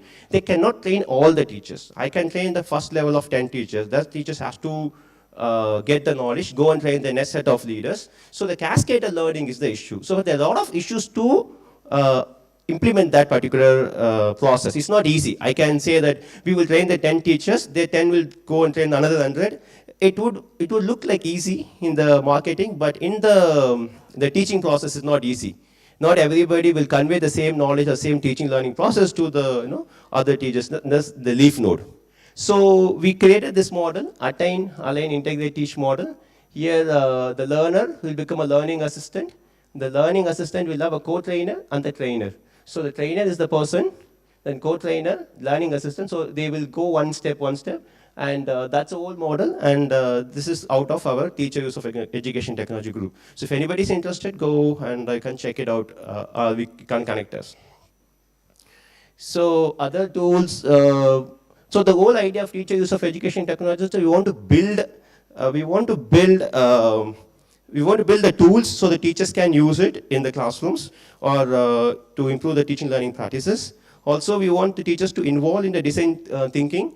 Teachers want to apply any of the pedagogy in the classroom and start doing research on it and publish papers on it based on practice-oriented track. So in our conference, we have one track completely for the practitioner track. So it's not that you have to do some novel new idea. Instead, you can practice some new teaching learning practice in your classroom. Come and share the experience with others. So what really lacking from Indian context is that we don't have enough published study results from India. You search anything, all the top results are something from the Western country. We cannot apply that in Indian context. So we want practitioners to also write paper on their experience in the teaching learning. So that's the idea of TUIT. The another main thing is from TUIT is called Tulna. I think, is anybody knows Tulna here? Okay, if anybody from the state government, Tulna is a very common word in state government. Tulna is the weighing scale. Tulna is the kind of a framework created from the IIT Bombay with the help of Central Square Foundation. Tulna 2.0, now second version is been done by IIT Delhi for the outreach activity. In this Tulna framework is to evaluate the educational apps. If I want to use educational apps, say I want to use some product is coming to my college, can I use it? You could go and check the framework, Tulna framework. It will have a lot of criteria, pedagogy, technology, different criteria. Then you can compare whether the particular tool have all the products. You could check it yourself, or you could train somebody, then check it. So that product has been, this particular framework has been used by the several state governments to procure their products for filtering levels, the first level. The procurement happens based on the bidding, that is later, but for the filtering, Tulna has been implemented in several state governments. So these are the three products come out of TUIT group. I will quickly move to T-Lead. So as I mentioned, this is aimed to understand the learning processes by doing the qualitative analysis, by asking questions, what's happening, what's going on in that. So here the idea is to design some the web-based or technology-enhanced learning environments that teach us disciplinary practices in the diverse domains. In the teaching practices can be, estimation thinking, convergent divergent thinking. The domain can be in electrical, can be in mechanical. So we want to take the pan-domain thinking skills like estimation, the convergent divergent thinkings, then apply it in a different context and try to understand how the student's learning process happens.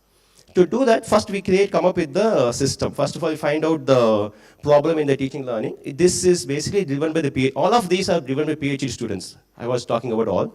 So first the problem in teaching learning comes up. Then we try to analyze the skills. Then we design a particular web-based learning environment or framework. Then evaluate it and reflect on the design. So this is the design-based research. It's kind of iterative methods we used to follow. So these are some of the products from our students. Like here, it is about uncertainty management in the school students. Here it is about estimation in computer-supported language, like CSEL, where the students are trying to estimate the electrical current required to run a car or something like that. This is the perspectives. They have to drive a vehicle in the VR simulation. Then the student will be driving a car, the ambulance will be coming, are they giving a space, or somebody will be walking, crossing the road, elderly. Then what is your action to it ethically? Then look at the other person's perspective, what you have done. So it's for the students to understand the different perspectives. and this is the makerspace. So these are some of the projects from this TLE group to understand the teaching learning process. I'll skip a couple of slides here now. So these are some of the disciplinary practices like perspective thinking, reasoning, feedback seeking, computational thinking, estimation skills, some of the different disciplinary practices. So I'll go to educational data analytics. I belong to this particular group, that's why it'll be easy for me to explain better. So here the idea is that I want to understand how the students interact. While interacting with the computer-based systems, what is the learning process is. The best way is that they talk to them. Otherwise, we can have a trace data. What is trace data? I can trace the learner's learning from the start to the end. The tracing can be based on eye gaze. I can have eye trackers. I can trace the eye movements. I can trace the facial expressions, like how the expressions goes on. I can trace the clicks they press in the keyboard, like they're reading this button, now they're reading for 5 minutes, they're watching the video. So if we collect the data like a clickstream data, eye gaze, or the facial expressions, with that we could understand the cognition, metacognition, and motivation or affective states. This is the goal. So here our idea is that in a learning environment, everything is a computer-based learning environment. We try to use eye trackers, webcam to collect the facial expression, eye gaze data. And using computer vision, we try to predict the affective states. Affective state prediction is kind of easier if it is general emotions like sad, fear. But we work on the learner-centric emotions such as boredom, confusion, frustration. These are not, there's just no established model to predict it. So there's a lot of effort has to be done. So still not any universal model available. So anybody's interested in affective state prediction, you could go and look at learner-centric emotions. There's no universal model available. So we work on that in smaller groups. Then with this knowledge, with the temporal data, we would be able to say why the student has not able to complete the particular problem here. When the student has had a struggle and moved out of it, something like that. So that is the whole idea of this educational data analytics group. So the idea is to get the data analytics and use multi-model data and provide a personalized learning content in adaptive space.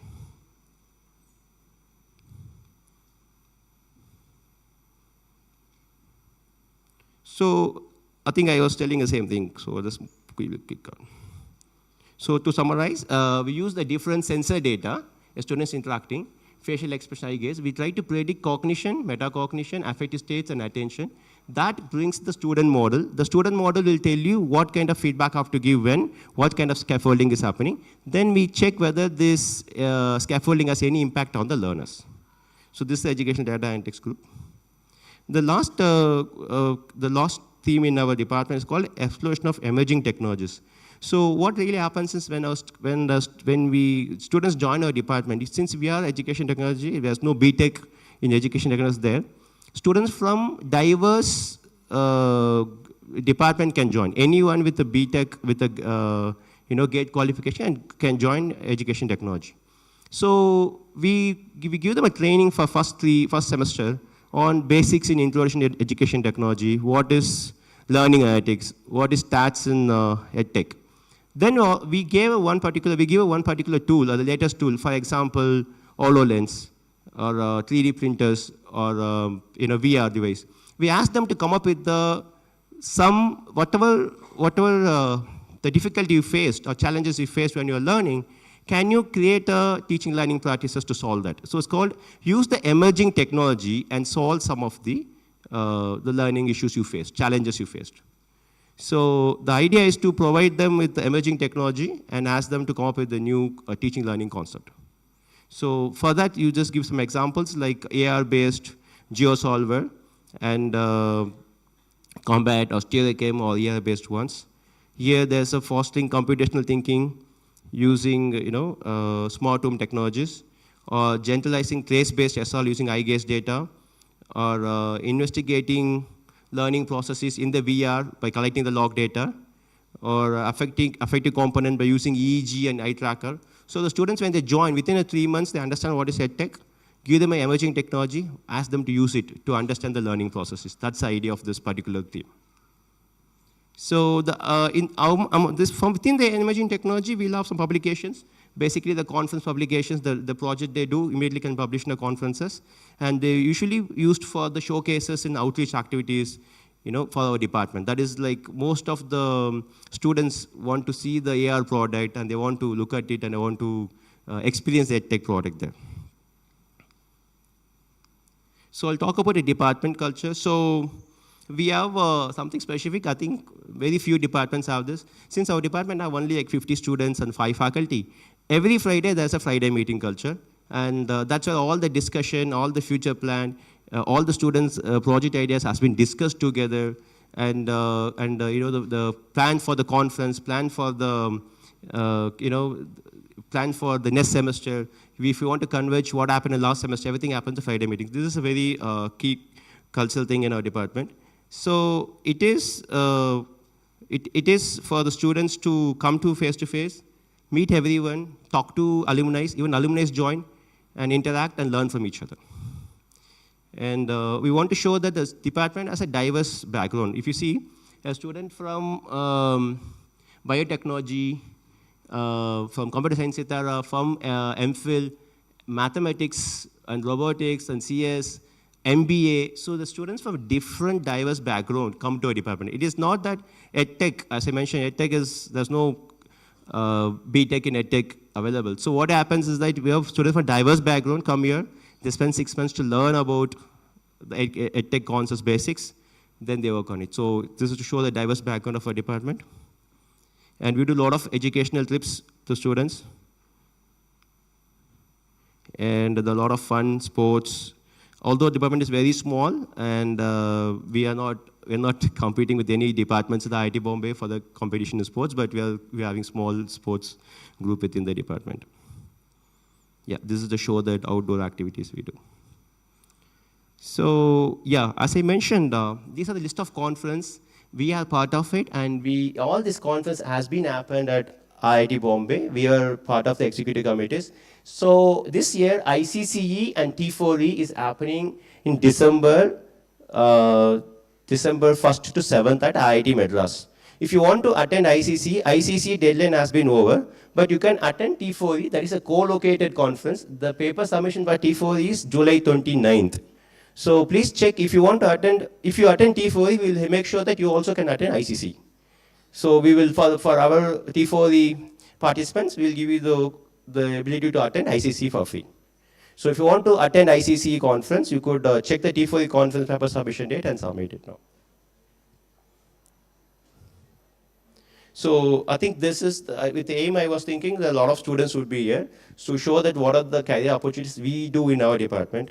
So MTech students will, after first year, they go for the 6 weeks internship in the industry, that in different roles like instruction designer, teacher in training programs, different roles. After 2 years, these are some of the organizations alumni are working currently, worked it, like MGIP. We have at least four of our PhD students are at UNESCO. And yeah, NPTEL, we have JK, and different, I think the government organizations and the private organizations are here. Yeah, so if you have any questions on ET, PhD, life, and any questions, I can happy to take it now. I think that's the end of my slides.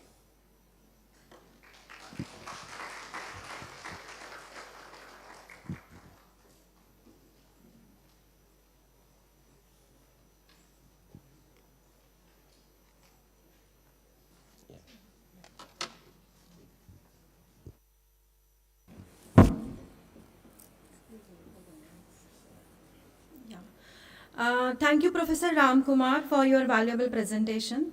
I request Nadita ma'am to please present the memento to Professor Ram Kumar as a token of thanks.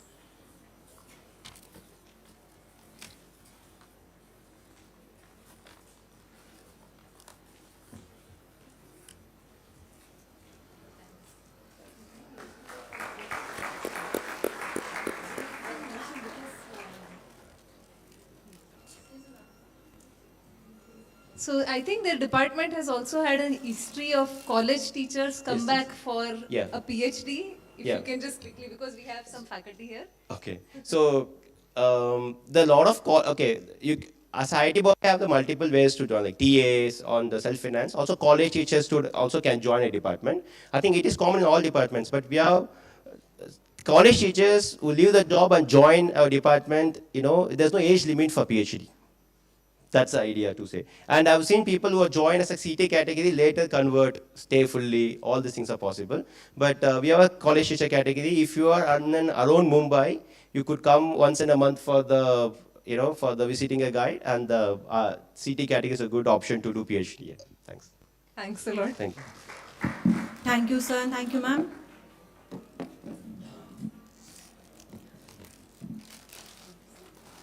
Now I have pleasure of inviting Professor V.M. Gadre in the Department of Electrical Engineering, IIT Bombay, to share his valuable experience on online teaching education.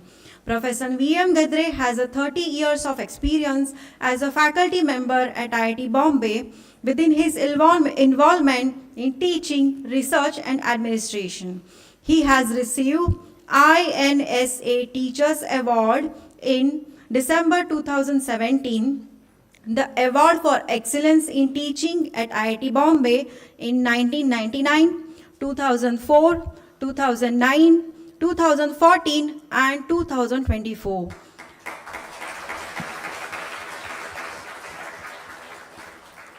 He has also received the SP Sukhatme Award of Excellence in Teaching at IIT Bombay in 2018. He has served as a member of IIT Council nominated by Visitors President of India from July 2017 to February 2021.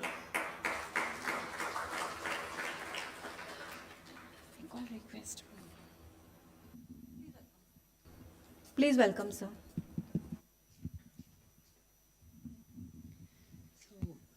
Very good evening. Very good evening, and as I told the NPTEL staff, first and foremost, thank you for that warm introduction. I'm very pleased to be with you this evening. I decided to make the session with you interactive because I know that you would have had a series of talks and you've had various kinds of expositions. So I wanted this to be a dialogue more than a monologue. I mean, normally I like that as far as possible to make it a dialogue rather than a monologue, which means that I want to hear from you as much as I want to convey to you. Let me begin by conveying to you a few things first. My journey with, so-called, you can call it online education or distance education or whatever it is, has begun for, you can almost say 2 decades. Because, Professor Phatak, Deepak Phatak was the one who really set up the first distance education. You may call it a facility or you may call it a setup. We had these recordings on the 4th floor of our Kanwal School of Information Technology, CRESIT. So I still remember, I would go in the evenings to record my lectures, and there, now we have a very sophisticated recording setup. It's nearly 20 years now, and we have a very sophisticated recording setup now. At that time also it was pretty, given the situation at that time in 2002, the setup that we had was quite sophisticated. Professor Phatak had taken a lot of pains to ensure that we have the latest technology here, latest as of that time. And I was really privileged, to be one of the first few faculty. I mean, we were about 5-6 faculty who recorded our lectures at that time.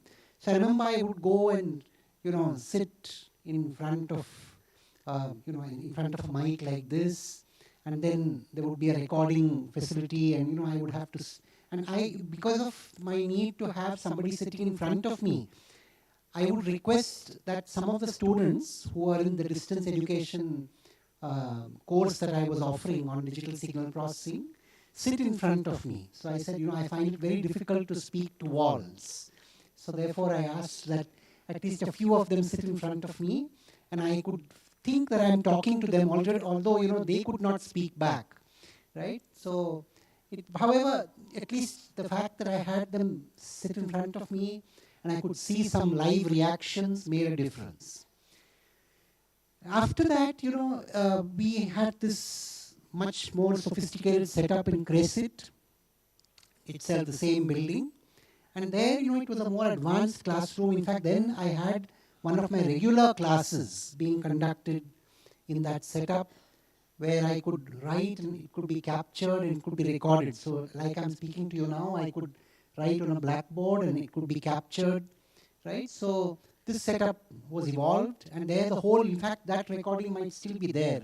My Signals and Systems class of 2003, right? So where I had the actual class being conducted in a classroom like this, and then it was recorded. So that was a very unique experience, because to have, in those days, to have live recordings of a lecture was not easy at all, right? Since then, I think things have evolved. Now today, for you people, many of the young people here might find it strange that I'm even saying that recording is a challenge. Right now, you can just sit at home and you can keep your laptop in front of you and you can do a recording. I do it sometimes, right?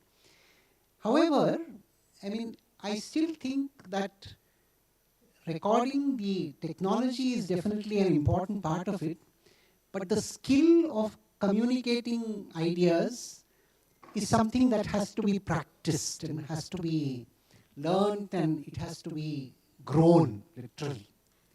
I think all of us can acquire it. It's only the desire to acquire, the desire to, the desire to convey learning. So there are two aspects. One is you wish to become a scholar, right? The other is you wish to create many scholars around you. So that's something, creating scholars around us is sometimes as difficult as becoming a scholar. But to create, of course, to create scholars around you, you must be a scholar. You can't be weak. But then on the other hand, I must also share with you that in my decades of teaching and learning, I call it teaching and learning because both things happen in parallel. In my decades of teaching and learning experience, I found that I have sometimes grown by leaps and bounds in my own understanding of things simply because I've been trying to communicate learning to others. And I think we are all, many of us, how many of us are in the academic profession? Oh, that's a large number. So we have a large number of you who are like me, who like to, who are keen to communicate learning to others. So the moment you're trying to communicate learning to others, it is implicit that you learn, right, in the process. So even if you're not a scholar, or even if you are aspiring to be a scholar in the subject, when you set out on the journey of teaching and learning, your journey towards scholarship also goes in parallel with your journey towards communicating learning. This is something I've learned. And distance education has been a great revelation because, you need to be controlled, you need to learn to discipline yourself to make sure that you're able to communicate ideas even to a person who is not able to see you physically, right? And that means that you have to discipline yourself considerably to be able to communicate the idea in a manner that will reach far and wide. This is not easy, right? It means that you have to perhaps sometimes sacrifice some of the freedom that you have in a regular classroom, right? But that's a part of the learning, anyway. One of the greatest experiences I had was, there was this some years ago, I think almost, I can say 10 years ago, there was this program of the ministry which was teach several thousands of teachers. There was this program, I think they used to call it T10KT or whatever. It was a program where they taught thousands of teachers in the country. I don't know if any of you attended any of those programs. You have? Yeah, some of you attended those programs, yeah. So there was those programs where they would teach thousands of teachers across the country at a time. So I had this very unique experience of teaching signals and systems. It's a basic course in electrical engineering to thousands of teachers in the country. And we did this IIT Kharagpur and IIT Bombay had joined hands in conducting this course on signals and systems. And I would lecture from our creative classroom. And, it was remarkable because simultaneously we had, I would say, nearly, I think, almost more than 100 centers all over the country which were listening simultaneously. And what was beautiful is initially we trained the teachers, and later we had the teachers train their students in their respective classrooms, and we also attended those sessions, right? So why I wanted to share this with you, because what is remarkable about, what I found remarkable about that program was that many of the things that we take for granted, for example, we assume that a lot of the concepts that we teach in a fundamental course would be known to the teachers, and to be fair to them, many of them were aware of the concepts, but the fact that you had teachers from different parts of the country network with one another seemed to have a huge impact on each of the teachers in each of these centers. So not only is it just the process of communicating learning, communicating concepts, communicating ideas, it's the process of networking across communities, across states, across cities, and across institutions that made a huge difference. So they learned a lot of things from one another in addition to whatever I was telling them, right? Now why I'm mentioning this is because we often wonder whether, should education be one-on-one, right? So should it just be an interaction between teacher and student? Well, I'm mentioning this as an instance to kind of at least moot the idea, to kind of strengthen the idea that education is more than just the connection between the teacher and the student, right? The teacher and the student connection is very important. The teacher is central, there are all the students around the teacher, and the teacher connects to each student. But then the students need to connect to one another. And why I understand that this is a meeting where many of you are how many of you are the star performers in NPTEL?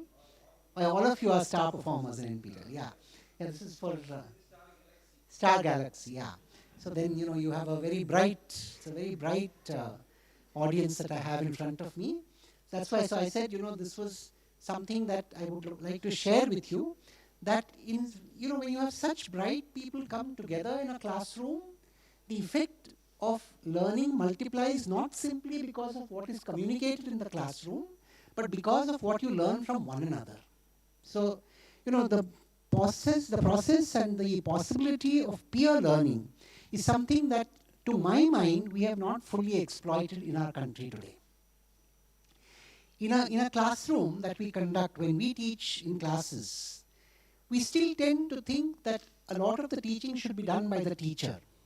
But a lot of teaching also happens successfully between peers. But of course, you can't, now, one must not use this as an excuse to say, well, the teacher can relax and, just leave it to the students to learn. No. And unfortunately, that is happening for another reason in the country. There are not enough teachers. There are not enough teachers who can teach in different institutions. Many subjects are just left to the learners. But that's not what I mean. What I mean is you need to have a qualified teacher, and you need to have an enthusiastic and committed teacher. But the learning is more than the learning that happens from the teacher to the student. It is also in the presence, but this happens in the presence of the teacher, mind you. So the teacher is present. By teacher, I mean the person who is, you can call it an expert, or a person who is qualified in that subject.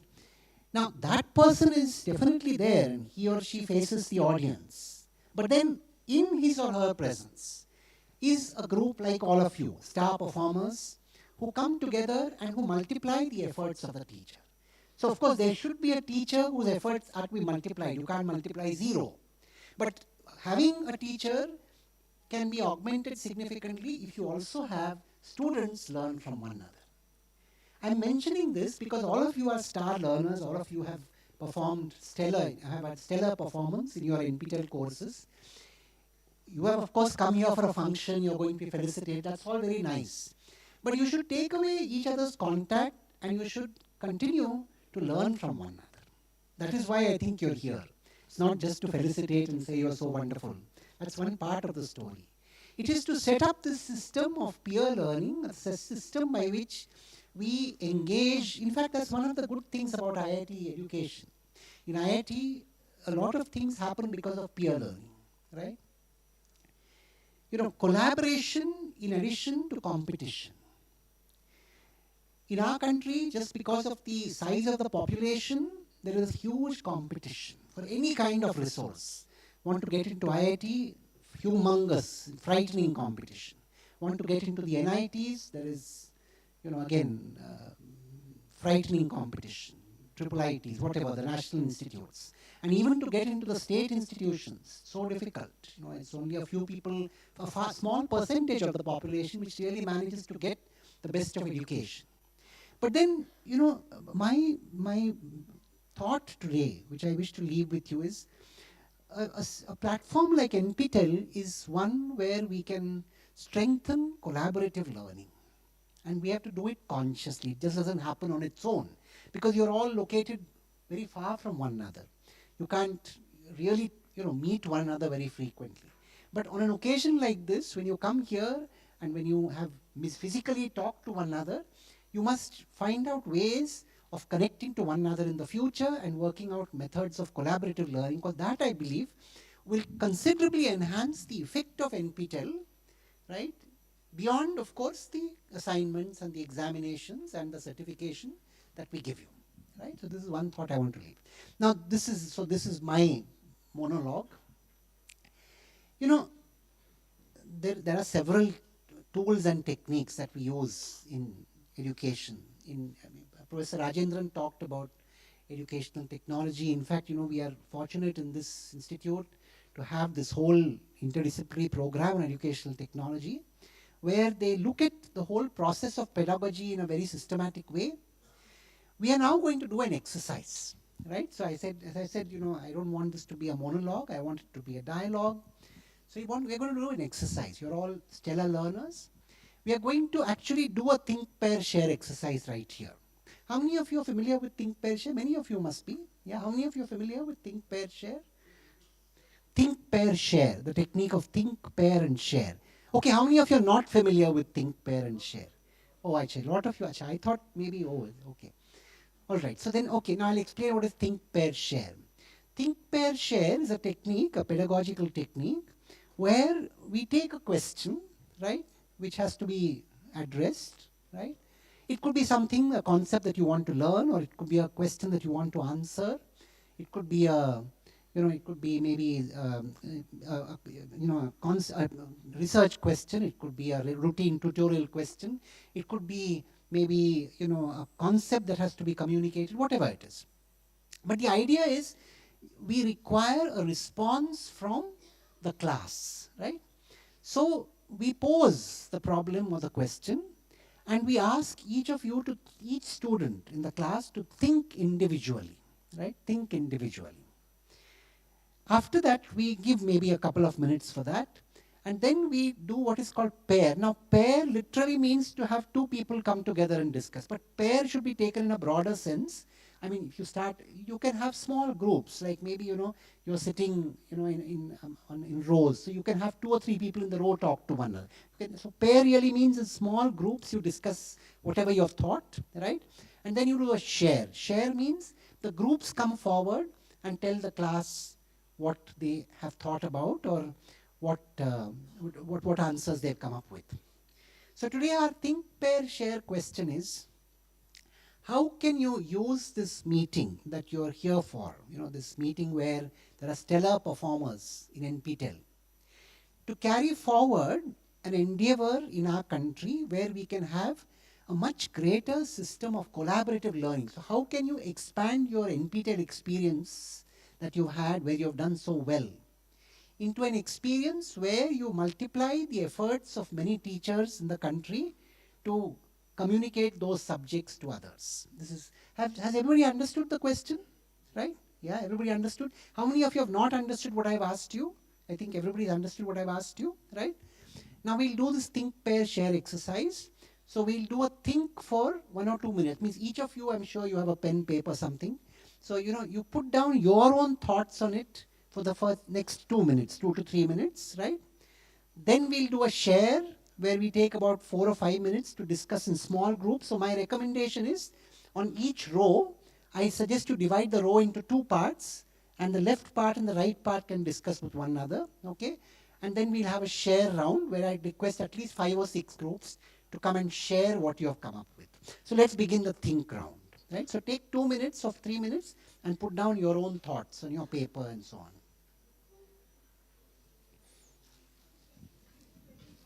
Yeah, the question is, you have all learned subjects through NPTEL, right? And you have done very well. Now, you have yourself done very well. We want the fact that you have come together today, we want to use this opportunity to build a collaborative system in the country where what you have learned through your NPTEL experience can reach many others. How can this be done? By collaborative processes. Your imagination. So you will have so many different ways of looking at it.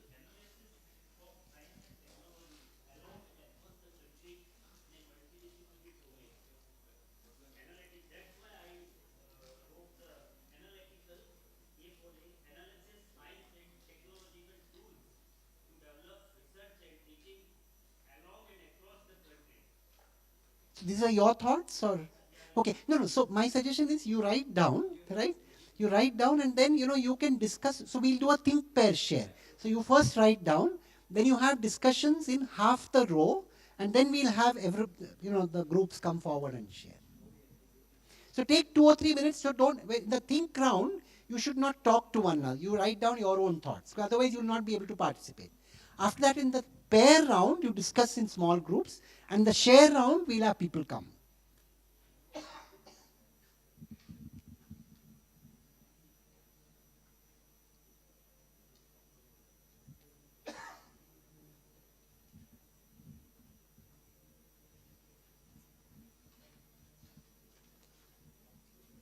So 2 minutes for thinking, 2 to 3 minutes.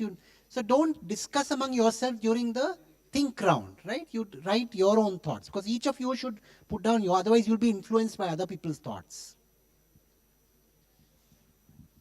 So 2 to 3 minutes for thinking. Then in the pair means that you essentially have small group discussions, and share, we'll call many groups to come and share.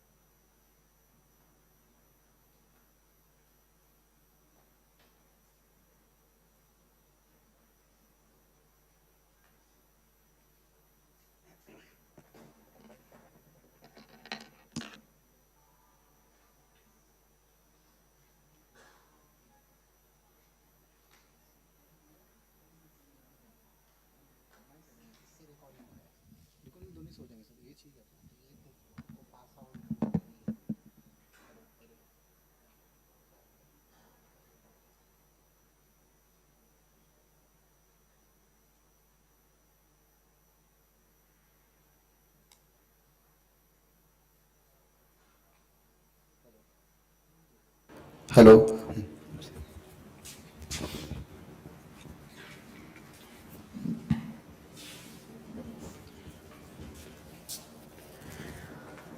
Okay, we will take 1 more minute to think, and then we will begin the pair. That means you discuss in small groups.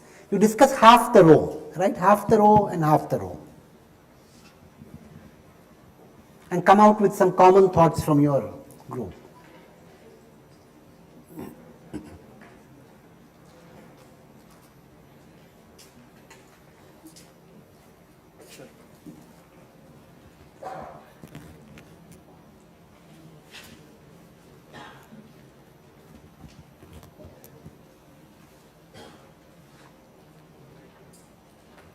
So the pair round, or a small group round, will take about 3-4 minutes, right? So you discuss in small groups between yourself and then come out with your thoughts. Then we will invite you to share.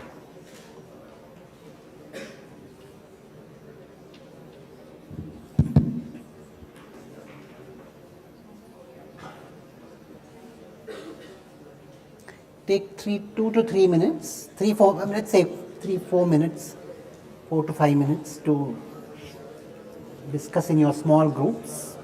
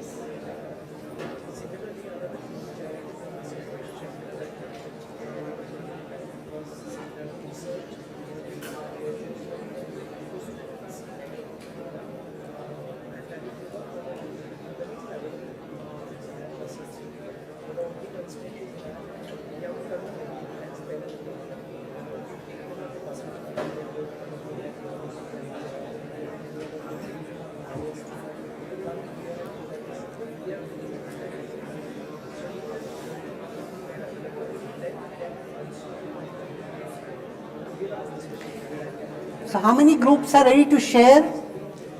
Oh, very good, very nice. How much time? 1 or 2 minutes? 2 minutes? 2 minutes.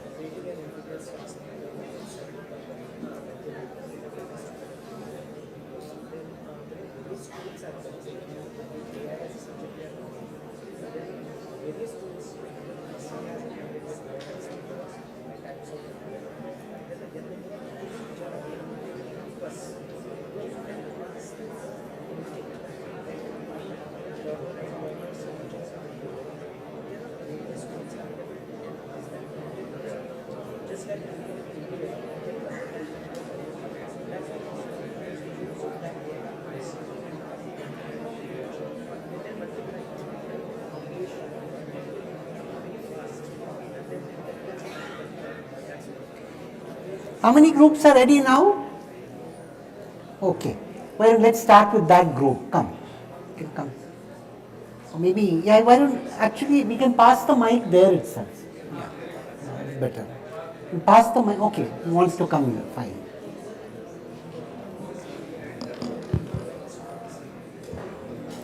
So we can Evening to all of you.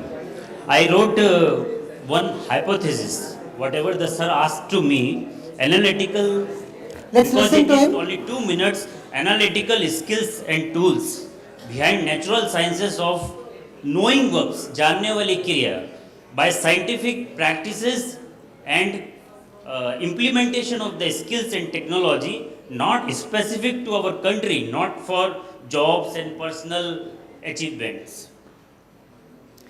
Okay, but so what is your, what is the thinking that you have about multiplying the efforts that NPTEL is making to reach out to more people, through what you've learned? Multidisciplinary education, educational and research. I think scientific and technology, because here are specific learning, because lot of population size is too much of our country. Okay, very nice. Thank you. Yeah, we'll have the next group there. My name is Oliver. Yes. And you can share your groups. You can stand up so everybody can see you. Yeah. my name is Oliver. And I have this thought that basically we can, connect with other people who have had similar clusters of learning choices. Yeah. And who have learned for the sake of, to address certain problems which are similar in nature. So then if you can, kind of band up with these people and with similar broad issues, then it will result in a likewise, similar cluster of solutions. through which you can then pick up some viable solutions maybe. And then you can maybe look at institutions which are dealing with these problems and are looking out for solution providers. You can be consultative, with them, or you can, kind of collaborate with them, and you can solve a lot of problems. Like, I mean, if one thing that's in my mind is, natural hazards that are caused by, by anthropogenic activities, basically. Yeah. So if somebody is broadly looking at, a cluster of courses around this subject area, and somebody else is looking at a similar, different cluster of courses, but which address the same problem. Very nice. So if I understand, let me try and paraphrase what you're saying. If I understand correctly, what you're saying is, you've gained a great deal of learning. Now you want to translate it into social impact. That's what, yeah, very nice. Yeah. Hello, I am Gaurav Agrawal from Cummins College of Engineering, Nagpur. Very nice. My thinking is that NPTEL material is under Creative Commons license. So we can't collaborate with the NPTEL faculties. And we can't share those material with the students directly. That is one case. And another case is university syllabus and IIT syllabus. There is a huge gap. That is, IITs have to come forward to bridge that gap. This is my observation. Okay. So, no, see, the Creative Commons license, if I does not.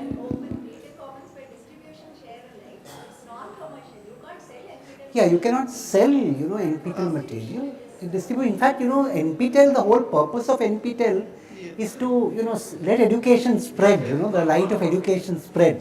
But, yeah, non-profit. Yeah, essentially it is meant to spread education to the widest mass of people. But yeah, I mean, the purpose is not, for example, I mean, it should not be used for quote-unquote coaching classes. That is, I mean, let's put it plainly. That's not the purpose of NPTEL. But at the same time, letting the knowledge reach the... See, for example, there was one initiative, I remember, at NPTEL, where they were trying to do away with the effect of this paid coaching. They were trying to do away with, giving everybody PL, I think it was called, right? No, that was... Okay. So, 11th and 12th. Yeah, in fact, yeah, there is a gate coaching system. So the idea was that we should get away from a system where people would have to pay through their noses, to appear in an exam. And so, sir, one more thing. There is virtual labs are available with all the IITs, but those virtual labs doesn't match us with any universities. Most of the university syllabus doesn't match us with those virtual labs. That was another major concern. But this is also, I mean, when we say the lab syllabus does not match, that's the reason why I thought that we should, now I'm sure there must be many people in this audience who can influence syllabi, right? So when you see, when the IIT community has put together some kind of a virtual lab, they must have done some thinking on what kind of experiments, what kind of content should be there, right? So perhaps it would be worthwhile for the university administration to review their own syllabus and see whether they can bring a match, or at least they can make use of that virtual lab, even if not, if the syllabus doesn't exactly match, whether they can use the virtual lab to enhance what they are teaching, right? So that should be done. Many colleges are autonomous, so the autonomous institutions can take advantage of being able to steer their own syllabus, right? So that is... Sir, I would like to share few thoughts, what we shared. Yeah. Okay, sir. Yeah, here, yeah. We discussed the ideas, and we would like to share few of them. Very predominantly, my team behind, shared, we can create the campus ambassadors who can, then leverage the knowledge to the other people. That is one of the idea which was shared by them. Yes. For a social cause learning, also we can have that, the people who can, go to certain places and take the sessions for the people who are at, low level. That is what part which is there. The other ideas which we discussed, all of us, were can we have, the learnings converted into webinars, or maybe, any online videos which are where the platforms are freely available now. YouTube platform is there, LinkedIn platform is there, which is very widely, heavily used. platforms which are there. One of the idea is, project-based applications, team can be, formed where a lot of learnings can be converted into actual skill applications. Yes, yes. That is what a few of the ideas which I would like to propose. Very pertinent ideas. In fact, again, what I can see is the learning that you have gets translated into project activity in your institutions. And yes, I mean, you also reflect what you have learned to others. That's definitely an important step. Yeah. Yes.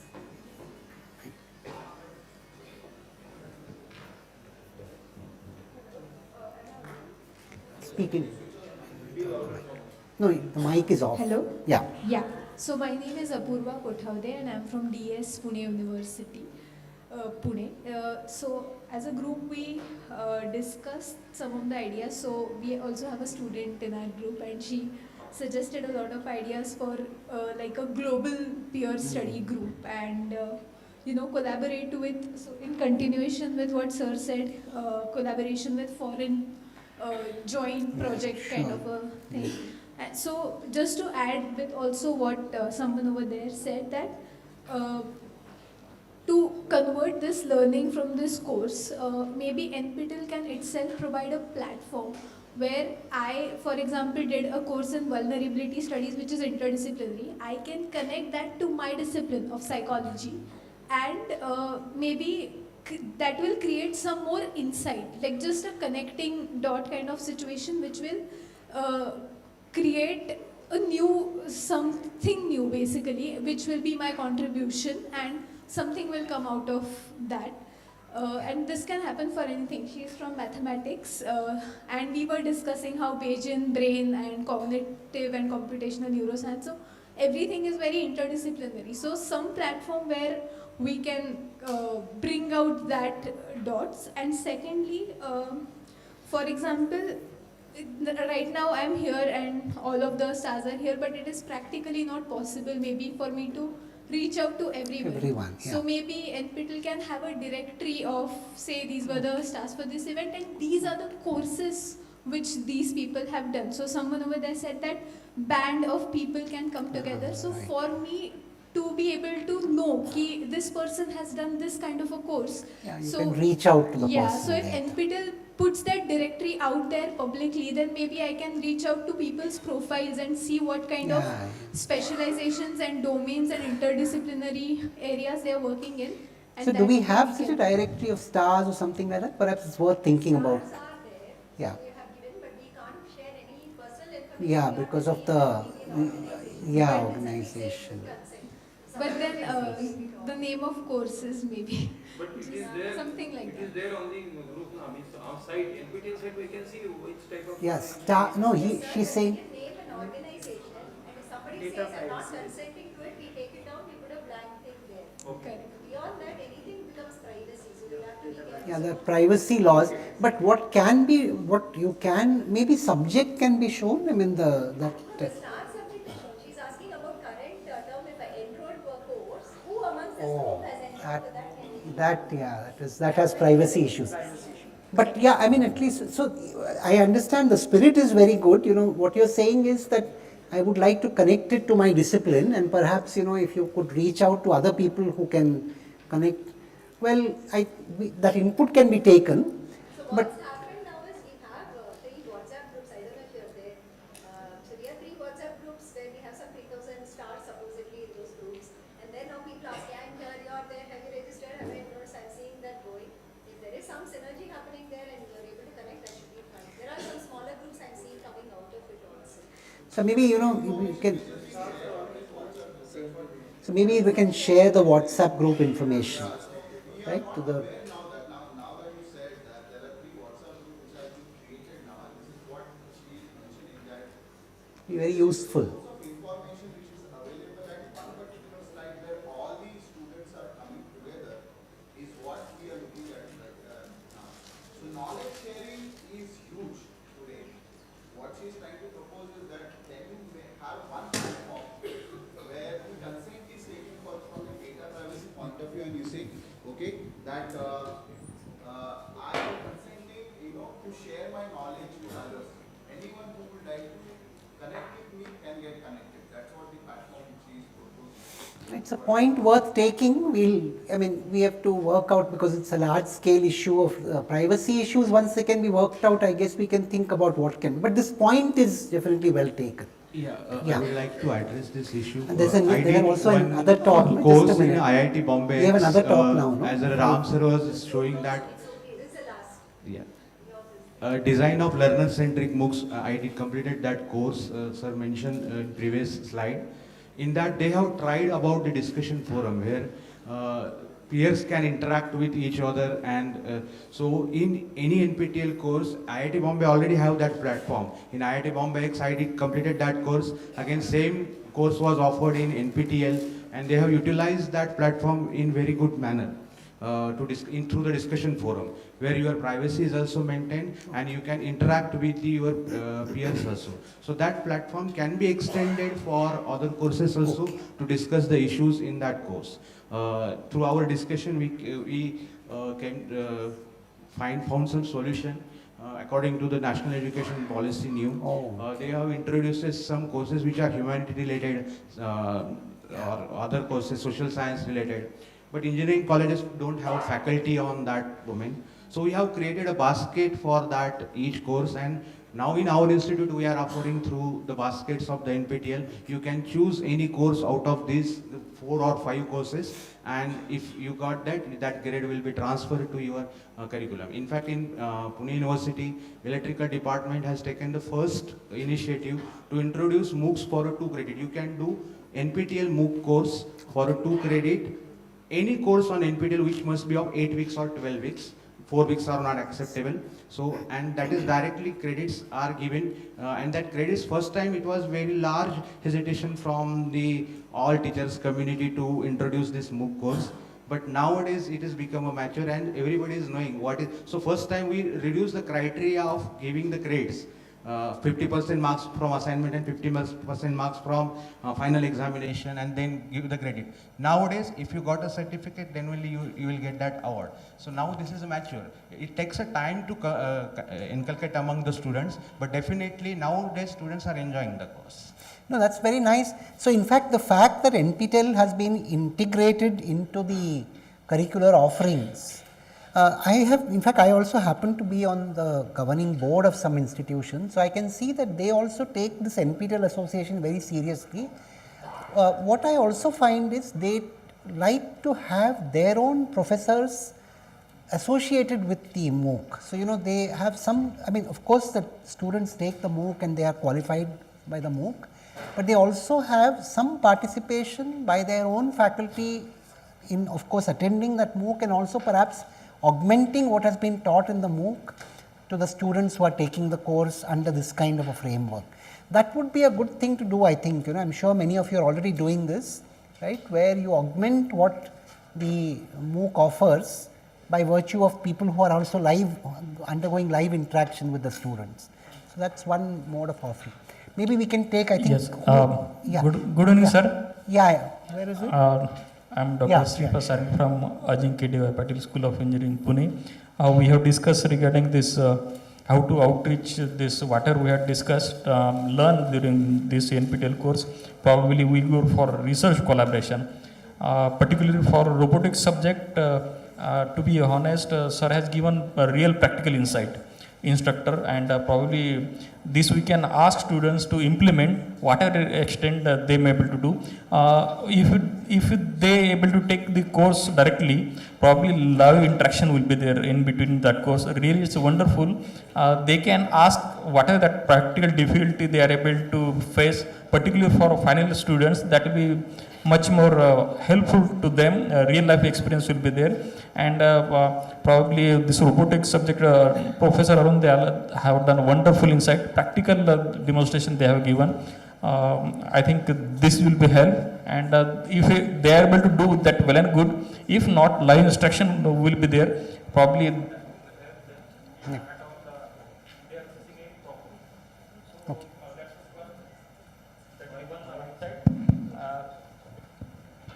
Then we can have enhancement, like one platform is there, even common sharing license is there. So NPTEL videos can be used for interaction. Like we can pause and ask a reflection point that can be generated on LMS system. I think this is the better way to deal with. Next is about this group assignment can be given. And Madam has discussed nicely about some innovative kind of project that can be done, and that if we are able to show on this NPTEL platform, probably students who are doing this course, probably they will come to know what innovative way other batches has done. Sure. So probably that's definitely going to help. Thank you very much, sir. Yeah, yes, those sir. are useful inputs. We have a session at 5:30. No? Sir. 1 minute. Huh? We can continue for not somebody external. It's feedback sharing. Oh, anyway, okay, so it's a natural continuation. Yes. Okay, fine. Oh, so good. Okay, so it's a natural continuation. Hello. Yeah. I'm yeah. Dr. Mamta Takarhede from Gaikwad TGPCET, Nagpur. Sir, in our college, we do compulsory for the student that in an elective, they have to select either one of the subject from NPTEL course. Even, I think that if we start the local chapter in each city, then it will be better to interact with the instructor and they can, so that the more knowledge sharing will be done. Thank you. But we do have a city-wise system, right? We have some kind of a city-wise, don't we have a city-wise,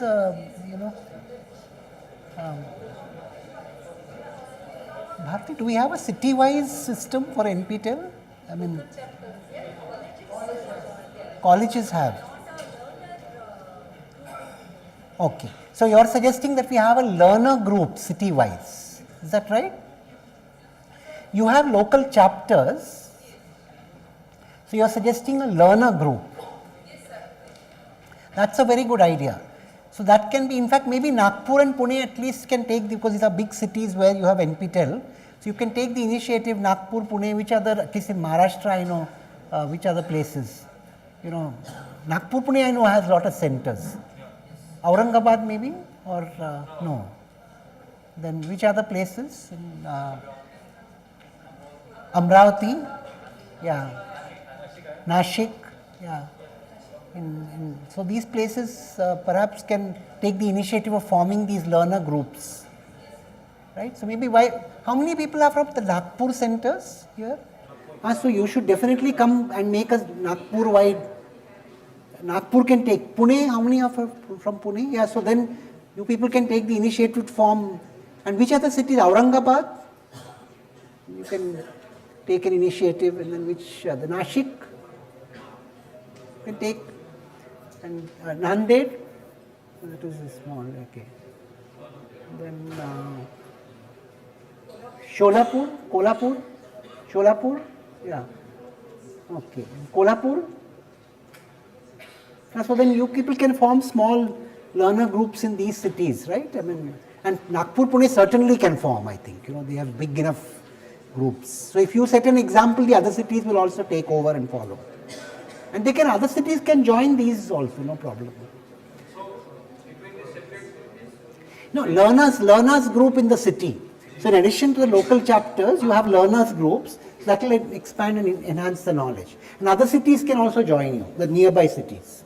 Like Amravati can join Nagpur, something like that. Sir, I have a feedback to share. Yes, yeah. Yeah.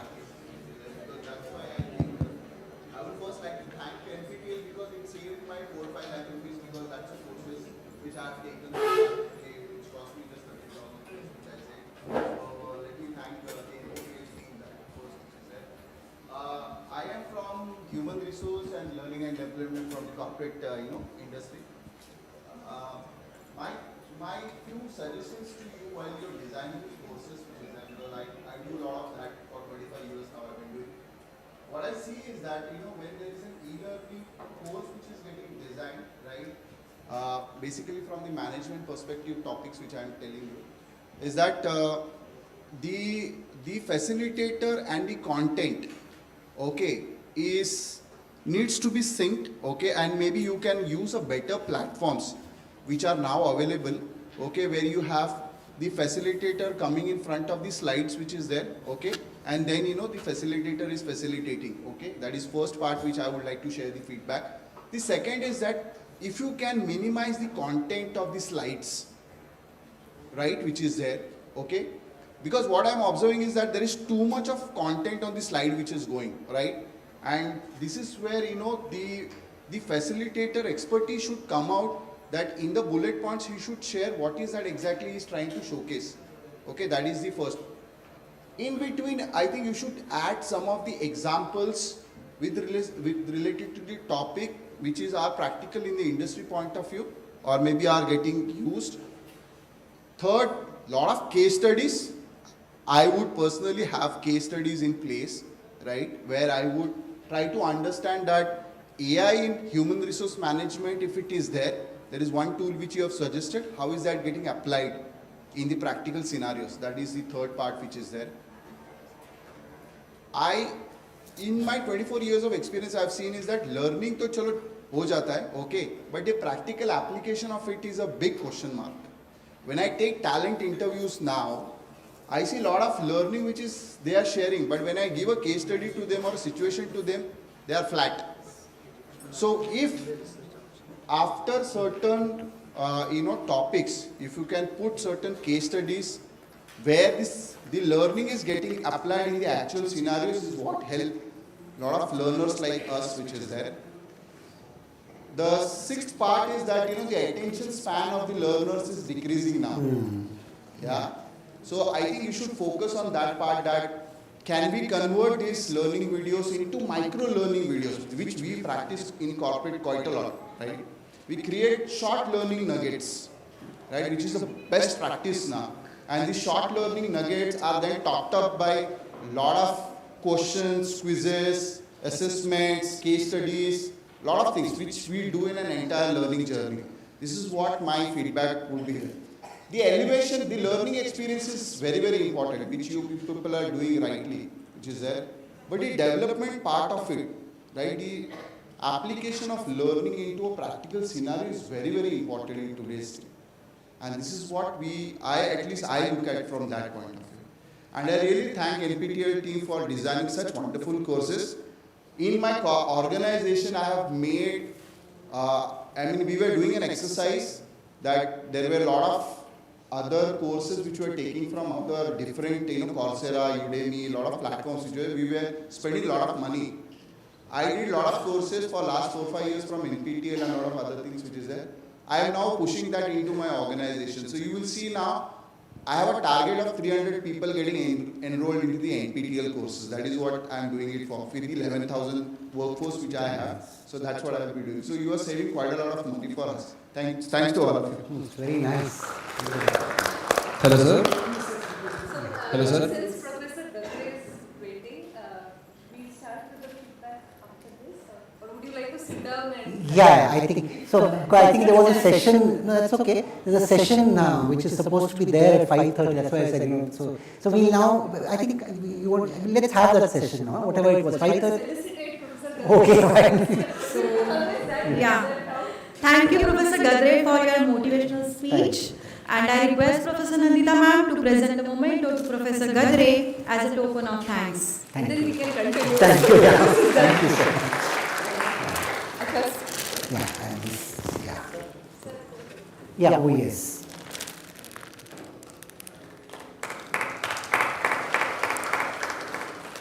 Thank you. Thank all the... Yeah, entirely. So now we'll continue with your feedback.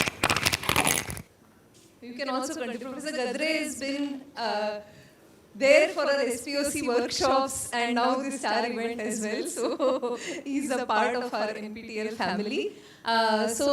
Before we move to the feedback, I would like to thank all the resource persons who came here. I know there will be a formal vote of thanks later, but from my side, I would like to thank Professor Usha, who came here and spoke to you about the education outreach activities at IIT Bombay. To know more about it, you can visit their website, or if you have scanned the QR code which she shared, that has the information about those courses. I would like to thank Ram Kumar for telling you about something very unique that happens here, which is research on education technology. And for the students across disciplines, it's an opportunity if you're interested in research in education, since you're already invested so much in the NPTEL platform. And Professor Gadre for sharing with us his insights on collaboration in education, and also throwing open the discussion to all of you on how we can use these methods to make the process more collaborative, and also introducing a lot of the teachers here to the think, pair, share technique, which is quite a useful technique in pedagogy. So thank you so much for being here. I have a request for all those who wish to give their feedback. Because in the interest of time, we have arranged for video feedback, and this actually gets stored. So it's in the classroom, which is right here at room 105. So while the session is going on, people can go. Have many of you already? Okay, great. So those of you who haven't, please use this opportunity. It's very valuable for us. Given the large audience, we want to be fair and let everyone heard, or otherwise it becomes very selective for us to allow few or the others. So what our team has done is they have picked a few representatives from each domain, keeping in their mind diversity in multiple aspects. So I would now ask Nisha to invite these stars chosen to come and give their feedback. Thank you, ma'am. Now, I warmly invite a few of distinguished NPTEL star experts to come forward and share their valuable feedback and personal experience. So first I call upon Ms. Shruti Samant, faculty of LS Raheja College of Arts and Commerce. She has a 3 NPTEL star category: NPTEL Discipline Star, Championship, NPTEL Motivated Learner. Ma'am, please come on stage and share your experience.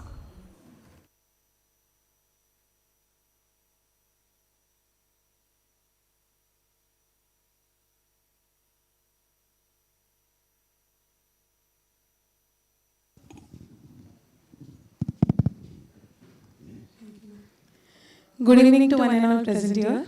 Myself, Ms. Shruti Samant. Earlier being associated with LS Raheja College as an assistant professor. Currently, I am associated with Ram Niranjan Jhunjhunwala College. Basically, I am a classical dancer also. I am into commerce accountancy field. I am also a classical dancer, completed 6 government exams. I am also pursuing chartered accountancy course. I started my career as a fresher in 2022.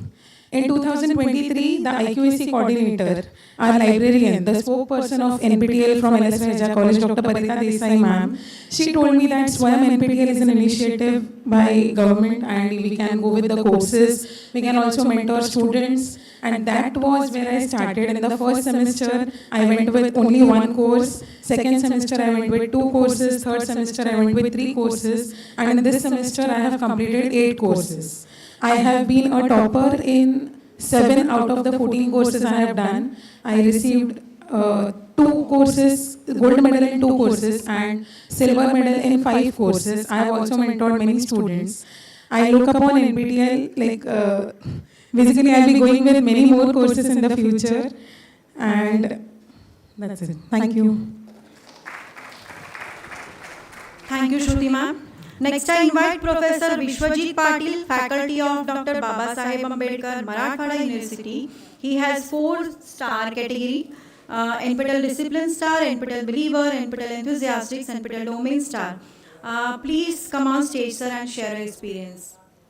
So there is also the Google form we had floated for people to write their feedback. So we will be projecting those as well. So you can look at the feedback that others have given about the program. That will be also going in the background.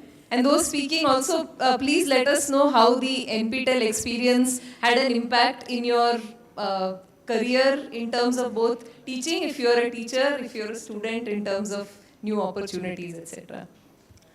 Thank you, ma'am. Next, I call Professor Aditya Bhoyer, student actually from JD College of Engineering and Management, Nagpur. He has 3 category of NPTEL Star: NPTEL Discipline, NPTEL Discipline Star, NPTEL Motivated Learner, NPTEL Domain Star. Please come on stage and share your experience.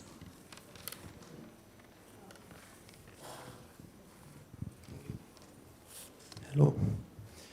Good evening, everyone. Respected professor, invited guests, and NPTEL team. I am Aditya Bar. I have completed my BTech in Civil Engineering from JD College of Engineering and Management, Nagpur.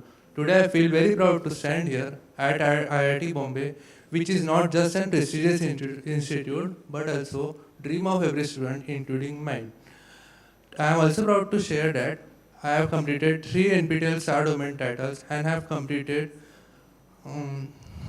domain certification in environmental engineering. I have chosen environmental domain because I believe in the concept of sustainability. As a civil engineer, it's not just about designing building, but also creating a better and greener future. NPTEL has provided me this opportunity. Thank you and have a great day. Thank you, Aditya. Next, I invite Ms. Maithili Kotipallivar, a student from SB Jain Institute of Technology and Management Research, Nagpur. She has a 3 NPTEL Star category: NPTEL Discipline Star, NPTEL Believer, NPTEL Enthusiastic Learner. Please come on stage and share your experience. Good morning, everyone. So my name is Maithili Kotipallivar. I am from Nagpur. So I am here to share my experience, and I thank to NPTEL for giving me this opportunity. So NPTEL is a very good platform worldwide, and my sister is in USA. She is also doing courses from this only, and I like to share when I get NPTEL Believer Enthusiasm, I'm in the Discipline Star. My family also be happy and faculty also. They were so happy that I am the one from the SBJN Institute. So the challenging phase was that ESC exam, my college exam, and NPTEL was collaborate. That was very difficult for me to score well in that also and this also. So I basically, in that also I was the topper, and this all elite course, I have 14 courses till now in the 4th year, 6th sem till. So I basically thank to NPTEL for giving me this opportunity, and for it is a very good platform me. And sir, and please guide me also for the better future. Okay, thank you ma'am. Thank you NPTEL. Thank you, Maithili. Next, I invite Mr. Santosh Pandey, employee of Gulf Oil Lubricant, India Limited. He has a NPTEL Discipline Star. Please come on stage and share your experience, sir.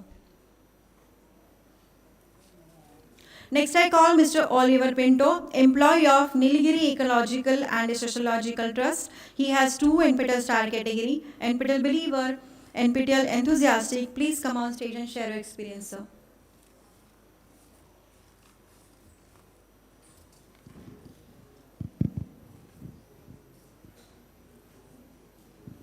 I'll read out something I wrote.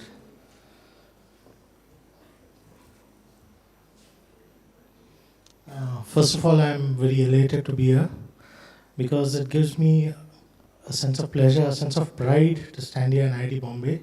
I was here last time also, and standing among the most brilliant minds of NPTEL and professors from IITs, yes, it's a good thing, feels good. So my name is Oliver, I am 53, and basically I work in advertising. I've been in advertising for the last 25 years. I've been in agencies in Bombay, agencies in Dubai, worked with agencies in the US. And somewhere in the course of, the pandemic which came, I got back to, going back to learning again, once again. So in the process of going back to learning, I did a lot of courses here and there from Coursera, from various other platforms. And then that's when I discovered NPTEL. I did not know NPTEL till then. So after completing some courses, I got into NPTEL, and then I saw that it has this slew of courses that match my thinking. I basically am somebody who thinks about the global warming situation, somebody who thinks about, how cities are expanding, They are not expanding in the way they should be expanding. Rural development in India is not happening at the scale that it should be happening. There are forests that are, being chopped, and nature and everything is being mangled basically. So, that had a deep impact on me. I selected all my courses based on these things. So the courses that I've done basically make up for a domain which is absent in the current, set of domains. So could I wanted to ask something to Bharti madam and the team basically. Could I share with you the things that I have done so that you can see that a domain, is it possible to make a domain around that kind of thing? Yeah, I'll do that, ma'am. Yeah. So that's basically. I've been tied up with IIT since my college days because I was not an IITian, but I did my engineering in New Bombay. My friends were in IIT. I did not do the JEE, so I was not here. But I was playing in a band in IIT. Okay, 30 years back, I've seen sir. We had a band called Excalibur, and we were in H2, just opposite the SAC. Okay, we used to practice in the SAC also. And we've been through 2 mood indigos and all that kind of thing. So I was in a rock band over here. So I play guitar and I sing. So yeah, so from 30 years back I'm seeing, all this thing wasn't there. This thing wasn't there. These wings were there. We used to walk through the same long corridors and, yeah. So, yeah, that's it. And what I want to say about NPTEL is that I thank IIT Madras and NPTEL very much, because in a large measure, it's your efforts which has changed lives and changed understandings, changed education, changed perceptions, changed technology, and is strongly working towards changing the nation. So I'm looking forward for ongoing support from IIT, and I hope to keep continuing when courses come into, my purview of what I require to be doing. So I'll share those courses with you, madam. And thank you, all of you, and so happy to be among you all here. Thanks. Thank you, Mr. Pinto, sir. Next, I invite Sudiksha Vijay Kumar, who is undertaking her NPTEL Pre-Doc Fellowship under guidance of Professor Samik Sen at IIT Bombay. Please come on stage, Sudiksha, and share your experience.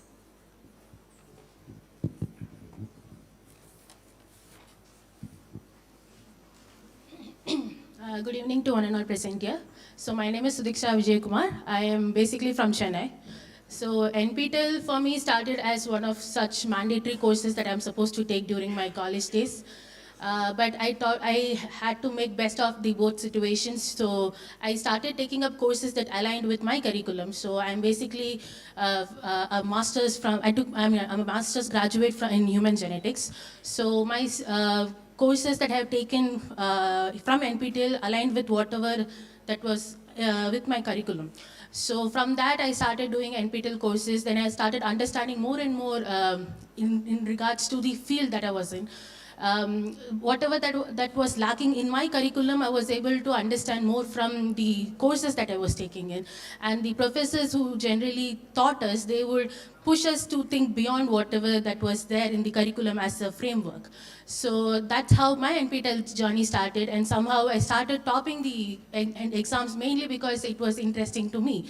And from there, I completed my master's. Then I got the opportunity to to come here and work here as a project associate here in IIT Bombay, and have taken Professor Samik Sen's course, sir's course before, and to see him directly and to learn from him, to take his mentorship, and to further my career in research. It has been a wonderful journey, and this wouldn't have been possible without what I thought was a mandatory thing.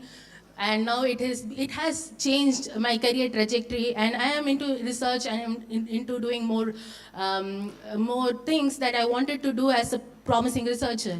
And the lab that I'm working in as here in IIT Bombay, it is biophysics lab in BSBE. And here the project that I have taken up is basically on the role of cancer stem cells. And that is something that that is in my mind for a very long time, and I'm starting to explore many things, many important techniques that are really valuable to us when you are entering or stepping into a PhD journey. And this is all possible because of NPTEL organization. And I wanted to thank especially Bharati ma'am here, because from Chennai, that was my first time coming here, and she was very she was very hospitable in terms of getting me here, taking care of my family, telling me where to stay, what to do. She was a bit, she was helping me in those things. And now other students are coming up after me. I think I'm one of the earliest batches here for pre-doc fellowship. And now other students are coming in. Then now I'm able to help them in few ways where they can get their accommodation here and there. And they are helping me in some ways in terms of stipend where I wouldn't have imagined unless you got a fellowship on your own as such in GATE or CSI, UGC. And this particular pre-doc fellowship is helping me to not only get my stipend and manage here, but it is also helping me to be independent on my own within immediately as a bioscience graduate. Usually you won't get that much of job opportunities immediately as you step out.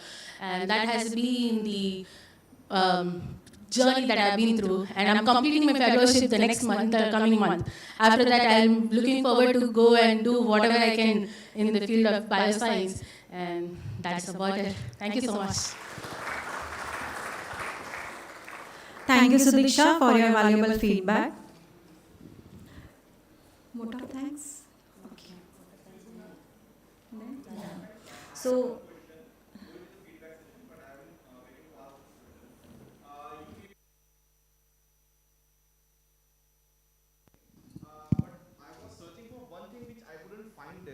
It was the statistics regarding the NPTEL mentor certification. So there was no mention about that in anywhere. So Statistics about mentors. there is one NPTEL mentor certification. Yeah, but in what context do you want that? Ma'am, the students can select certain mentors. Yeah, So that certification statistics was not there. How many faculties have received a mentor certificate, or how So much? this semester in Jan 25, we had about 9,500 mentors and about 7,000 or so got certificates. Okay, so it will be very nice if we So could we had a different presentation. This we had slides which was relevant. It to was in the SPOC. SPOC. Yeah, Okay, yes, SPOC fine. event we had it. Yeah. Oh, fine. It's available on the website in the slides there. All the data is available. So on the slides. ma'am, what is the process for being enrolled as a mentor? So if you could please tell us also, so that will be very helpful for us also. Because most of us don't know regarding that, how we can choose that. So mentoring is only for local chapters. If you're not belonging to a local chapter, neither can you have a mentor nor can you attach yourself to a mentor. So a local chapter, the SPOC has to first identify faculty for each course and say that they're going to be the mentors. And they have to enroll to the course saying, I belong to this local chapter, so that the SPOC can see the data within the dashboard. Then they have a setting page where they can go and for every course they can set a mentor. So that's what the SPOC does. Then what happens is students who enroll attaching themselves to a local chapter saying, I belong to ABC College. Now there are mentors for every course. When they enroll to that course saying, I belong to this college, the list of mentors for that particular course will be seen as a drop down. Then students select the mentors there. So basically they have to choose their mentors, and at that point the relationship is established. And as the assignments come in, the mentors can actually see the scores of the students. They can see whether they've submitted assignments before the deadline. After the deadline, they can see whether the scores are there. SPOCs can also see it anyways for all the people who are enrolled from their college. So typically the mentor is supposed to check the progress of the student as they complete the course, and that's what we make available as data for them. So this is the process of the mentorship. Thank you so much, ma'am. Any other queries on processes, etc.?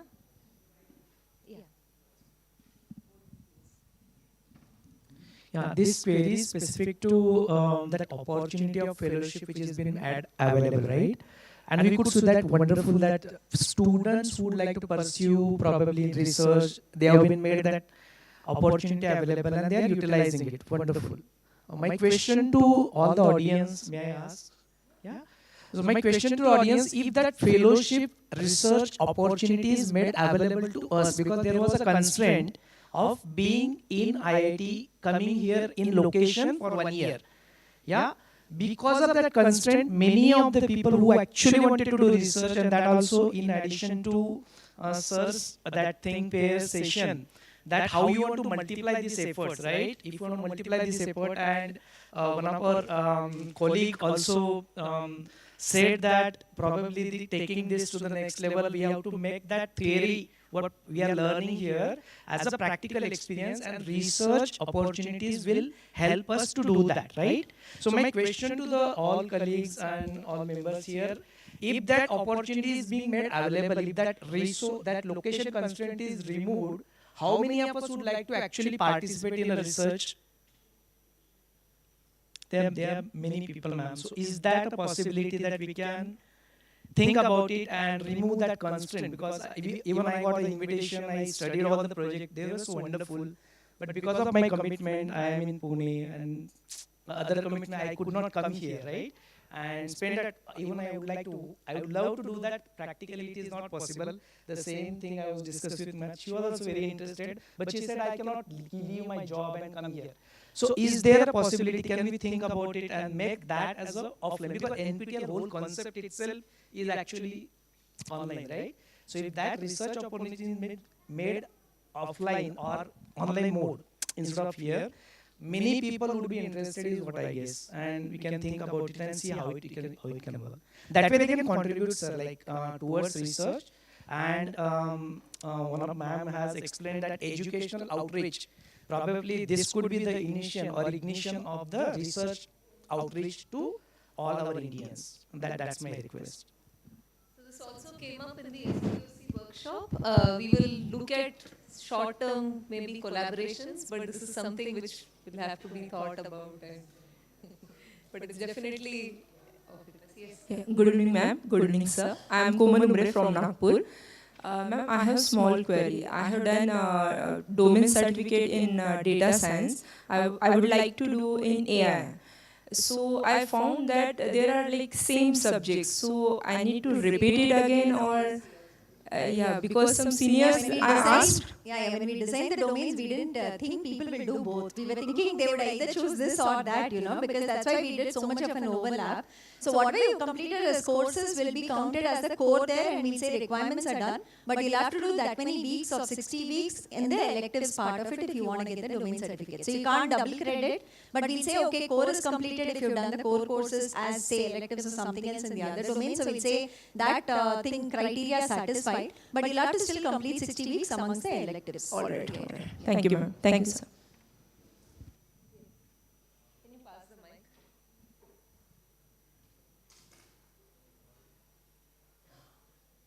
For a domain certification, you have chosen the 4 core courses, and there are many list of elective courses. But while seeing the list of the courses on the website, suppose in electrical engineering, power system protection, digital power system protection is showing under the core category. But in a domain certification, it is under elective category. No, that core on Swayam belongs to the program-wise what we say, right? Yeah, I understand. So that and the domain don't correlate at all. Okay. There is no connection. So, and second one is that, being a faculty, I want to also become a domain star, but that core courses which you have chosen there, so can you increase the basket of that course? Okay. So because that list is, I have done many courses from the faculty domain as well as from the electrical domain. And in between, because of COVID, 3 exams was not there. I am giving the examination from 2015. So my previous courses is not counted. No, we are counting it for domain. We do say 3 years for the current ones because now we are regularly conducting exams. There are more dates also. But even if you finished a course in say 2016, we count it now. That's why you'll see when we show data in the morning, we had people who completed a domain even in 9 semesters, which is like 4.5 years. Yeah. Those are guys we had counted the courses from before. Yes. So if there's something you've done, we are not going to ask you to redo it because it might primarily be the same. We will count it. That's not a problem. And especially, but for now, the core. So we have committees for each of the domain, okay, and there are people, 3 or 4 faculty from across institutes within an institute who actually look at it. So that's the specification they have given us for what is core, what is elective. And in that core also they tell us, okay, it could be 1 or 2 options and stuff like that. Yeah. So if there's a specific requirement, write to us, we will ask the faculty. Small addition into that. we have seen very less courses in electrical domain from the IIT Bombay. Yeah. Yeah, except Gadre course, there are very stalwarts in the area of the electrical engineering from IIT Bombay. Yeah. But I can see only very few courses from the IIT Bombay in that list. Please increase that number of courses. I have attended this courses physically in the IIT, but get the opportunity to others also. So one of the things that happens in NPTEL is, see, we primarily had the 7 IITs IIC, and of course now we work with about 50 institutes, right? And all of us do have the primary disciplines. Some of them have very specific disciplines, like Kharagpur only has agriculture, nobody else has. Delhi has textile, nobody has textile. So some things like that, it comes from there. But there are also, I think, pockets of interested departments and faculty that we see a lot. For instance, Kharagpur is the largest contributor to the NPTEL courses we see. 25% comes just from Kharagpur to the 1,000 courses we offer every semester. So all the primary computer science courses come from there. There's a bit of civil engineering that comes from there, a large bucket that comes. Bio is very strong, and from IIT Madras, IIT Bombay, we get a lot of bio-based courses. And then we have civil engineering from IIT Madras. And in fact, if you look at the construction part of civil engineering, everything is an IIT Madras course. There are probably one or two from the other institutes, but primarily it comes. So not that we have distributed it like that, but organically it has come when they kind of, tell their colleagues, why don't you do it, and that has spread. It has become that the group has started offering courses. So electrical also, I think there's a lot from IIT Madras, not from Bombay. But Bombay, we have a lot from the management departments here. We have from the chemistry department, it's very strong, and we've gotten a lot of courses. So we'll try for it. If they are willing to, we are also very happy to take it. We'll definitely look for it. Because IIT Bombay has taken that initiative from Gadre's lecture. I following from lectures of signals and system. There are many courses which are web-based still available on NPTEL website. Yes. Can you convert that course into the online mode? They have to consent to record, sir. We'll ask them. Sir is here, we'll ask him. So we'll do that.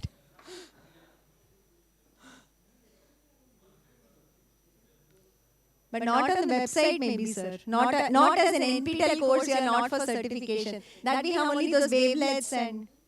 Weblink course are there. Web course is there, but the video course, he says he has his lectures on YouTube on a separate channel, possibly. Yes. So...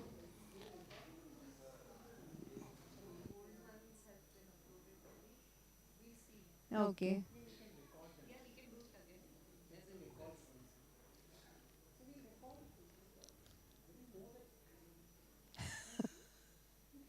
I think we should get more of a faculty here, get them to ask more courses, and that's how Bombay will give, I think. So, yeah.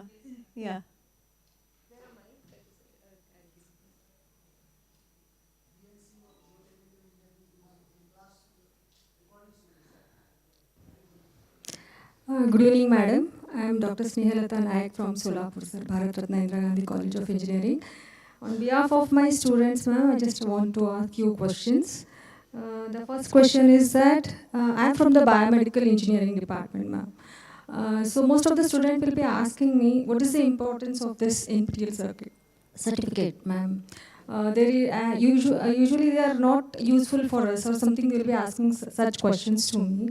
So can you highlight about this? What is the importance of NPTEL for the biomedical engineering students? Most of the students are working in the hospital as a biomedical engineer, ma'am. In the biosciences domain, and maybe a few in the biomedical, I'm not sure. The specific use, again, if they are going into the research sort of, these are students, or Yes, they are practicing in the... So if they are students, just now we had a pre-doc fellow in Shamik Sen's lab. Yes. So they can look at furthering into the research domain. Also, some of these courses highlight some new methodologies that are used in research related to biomedical engineering. So they can upgrade their information about that. One more question, ma'am. Now you can rewrite the exam right now. Yeah, if they are not able to occur the courses they could not write some exams. So we can re-register and write it. That is available in the platform right now. Now their students are asking me actually that they are not able to see the marks, how much they have scored. So is it possible to view that, ma'am? how much they have scored so that they can re-register, or whether they have to go for the assignment process once again, or The marks are all available in the dashboard, right? If they have written an exam or are absent also, we show the assignment marks, we show the final exam marks. If they have to get a certificate, they'll get a certificate. There's a whole candidate dashboard that they will get, it's right? not visible, ma'am, right now. When I have seen that, ma'am, actually. Then you have to write to us if it's not visible. I don't think. It might be some glitch, but I'm very sure it's not even a glitch because we are, given results for like Assignment 9 marks, points. ma'am, only assignment marks. That will be on Swayam portal, right? Only July 2025 it is appearing, ma'am, actually. The previous course what they have attended, that is not appearing. Okay, so every course is a separate instance, okay? Yes. It's not that that course marks will carry forward here and you can see it in your score tab. Yes. So if they have registered in July 2024, that course they will still have access to. They can see the marks there. That will not disappear at all. Okay. And if they register for the July 2025 exam for the same course, we will consider those marks, take the exam marks from here and we will add it up for the final grade. So they just have to check the previous instance. Ma'am, one more question they have asked me. That during the session of video session, ma'am, can they solve the problem simultaneously while they are explaining it? We have a live session for that, for solving. But during the live, the videos what you are portraying on the NPTEL platform, during that, can we solve the problem or have an interaction session? They were asking me. Yeah, there is live session. Yeah, you can also solve with them. Main course, yes, sir. Main course. That depends on the course and the instructor, I think. There are a lot of faculty who do a lot of problem solving. In some, it's more theoretical and they'll say, okay, now I'll give you problems you solve. It is being explained in biomedical subject, ma'am, more than problem solving. Okay, whatever issues are there like this, I don't know which course you're talking about, what is the context. So if you all can give us specifics and send us emails, right? We'll Yes, look into the content and we'll approach the faculty. ma'am. That should be ma'am. okay, I Okay, think. ma'am. Is there any home science courses for the who have studied only 12th standard? Like, for example, my mom is more interested in studies, ma'am, actually. Because of household work, she could not do that. When I spoke about the NPTEL to her, ma'am, she was more interested about that. How did you do that? What you got? Everything. Okay. But now she is free of Why all- home science? Let her learn German one, there's Japanese, there's something else. I mean, she can learn any of the thing that's available. Yeah, generic courses are there. I think those are very accessible to anybody at some level. Okay, ma'am. I think it's okay. Yeah, technical they can learn. Okay, ma'am. Nutrition, okay. Yeah. Thank you, sir. Thank you. Thank you, ma'am.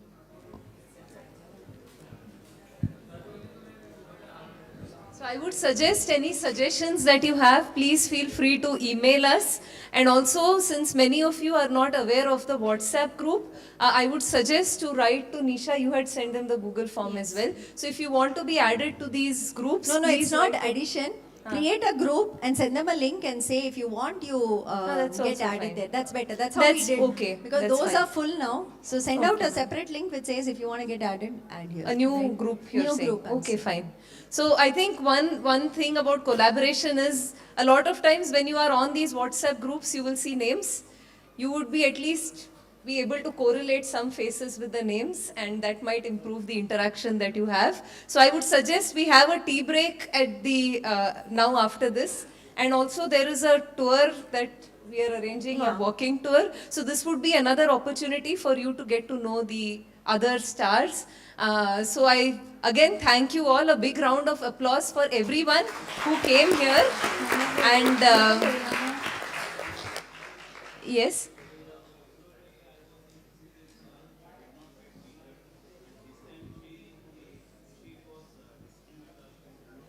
So any queries on t-shirts, etc., please contact them.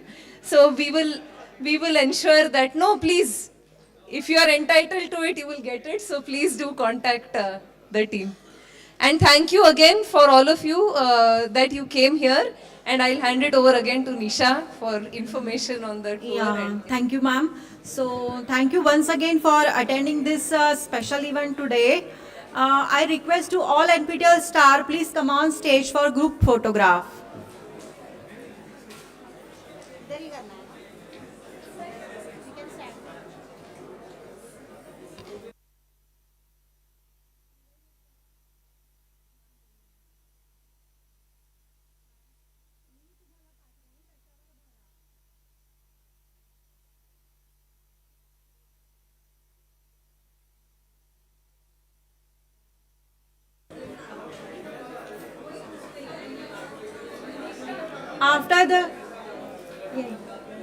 After the tea break, we will conducting a guided tour of IIT Bombay campus. If you are interested to join this tour, kindly assemble near the registration desk.